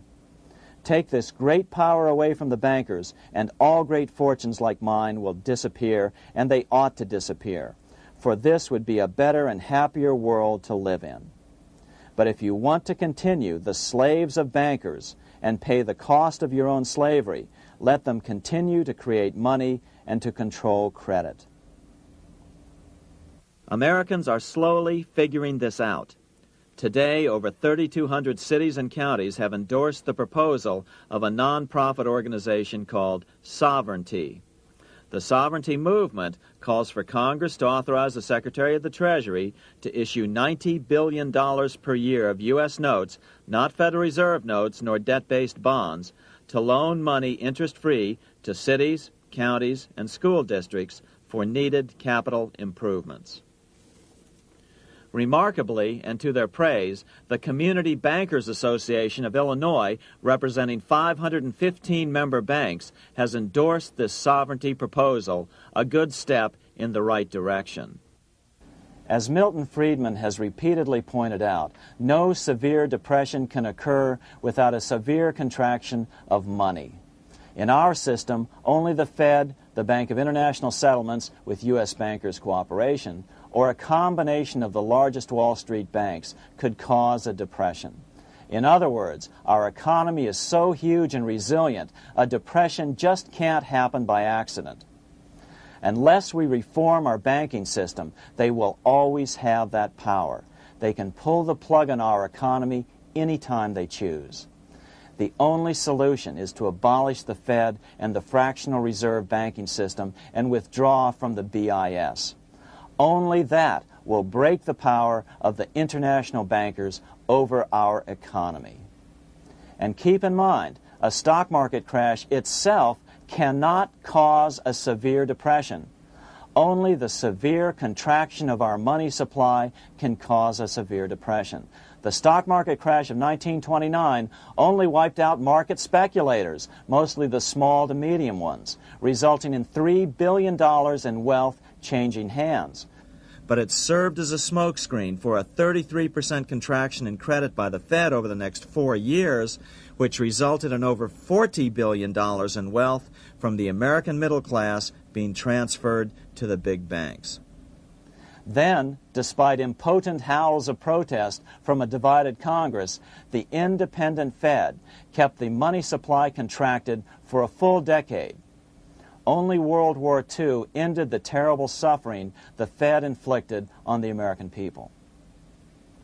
In a depression, the remaining wealth of the debt-burdened American middle class will be wiped out by unemployment, declining wages, and the resulting foreclosures.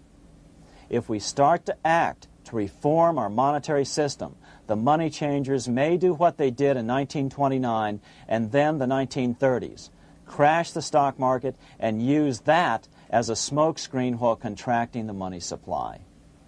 But if we're determined to fight to regain control over our money, we can come out of it fairly quickly, perhaps in only a very few months, as U.S. notes begin to circulate and replace the money withdrawn by the bankers.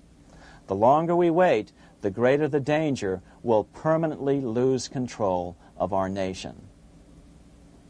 But some still wonder why the international bankers would want to cause a depression. Wouldn't that be killing the goose that is currently laying all those golden interest eggs? Remember what Larry Bates said at the first of this videotape. You see, in periods of economic upheaval, in economic crisis, wealth is not destroyed. It is merely transferred. Do we have any hints as to what the money changers have in store for us? Here's what David Rockefeller, the chairman of Chase Manhattan Bank, the largest Wall Street bank, had to say. We are on the verge of a global transformation. All we need is the right major crisis and the nation will accept the New World Order. So, crisis is needed to fulfill their plans quickly. The only question is when the crisis will occur. Fortunately, we probably have a little time.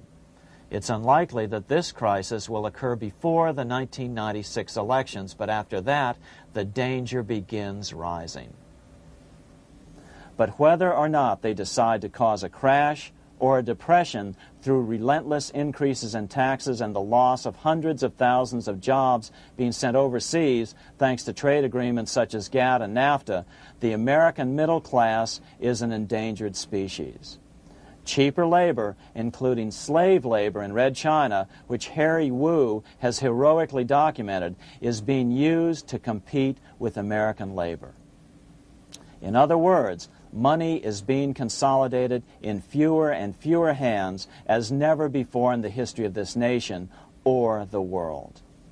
Without reform, the American middle class will soon be extinct, leaving only the very rich few and the very many poor, as has already occurred in most of the world.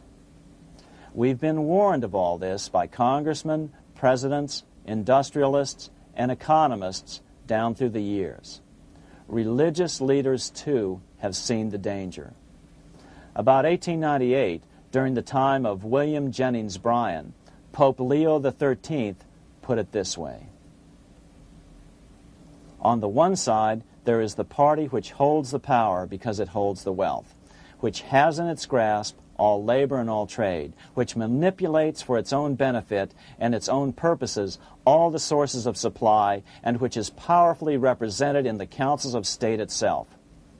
On the other side, there is the needy and powerless multitude, sore and suffering. Rapacious usury, which, although more than once condemned by the Church, is nevertheless under a different form, but with the same guilt, still practiced by avaricious and grasping men, so that a small number of very rich men have been able to lay upon the masses of the poor a yoke little better than slavery itself. More recently, during America's Great Depression, Pope Pius XI spoke of the same problem. In our days, not alone is wealth accumulated, but immense power and despotic economic domination is concentrated in the hands of a few. This power becomes particularly irresistible when exercised by those who, because they hold and control money, are able also to govern credit and determine its allotment. For this reason, supplying, so to speak, the lifeblood to the entire economic body and grasping, as it were, in their hands the very soul of the economy, so that no one dare breathe against their will. Educate your friends. Our country needs a solid group who really understand how our money is manipulated and what the solutions really are. Because if a depression comes, there will be those who call themselves conservatives who will come forward advancing solutions framed by the international bankers. Beware of calls to return to a gold standard. Why? Simple, because never before has so much gold been so concentrated outside of American hands. And never before has so much gold been in the hands of international governmental bodies such as the World Bank and International Monetary Fund. A gold-backed currency usually brings despair to a nation, and to return to it would certainly be a false solution in our case. Remember, we had a gold-backed currency in 1929 and during the first 4 years of the Great Depression. Likewise, beware of any plans advanced for a regional or world currency. This is the international bankers' Trojan horse.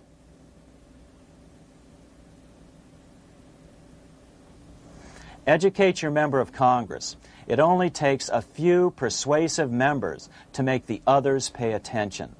Most congressmen just don't understand the system. Some understand it, but are so influenced by bank PAC contributions that they ignore it, not realizing the gravity of their neglect. We hope we've made a valuable contribution to the national debate on monetary reform. It remains for each man to do his duty, consistent with his state in life. May God give us the light to help reform our nation and ourselves. We say ourselves because ultimately vast multitudes of men are going to be driven more and more to desperation by the accumulation of the world's wealth in fewer and fewer hands. Men will tend to become like their oppressors, selfish and greedy. Rather, let's keep in mind during this period of reform a warning not to lose sight of greater things, as Pope Pius XI put it. For what will it profit men that a more prudent distribution and use of riches make it possible for them to gain even the whole world, if thereby they suffer the loss of their own souls? What will it profit to teach them sound principles in economics, if they permit themselves to be so swept away by selfishness, by unbridled and sordid greed, that hearing the commandments of the Lord, they do all things contrary?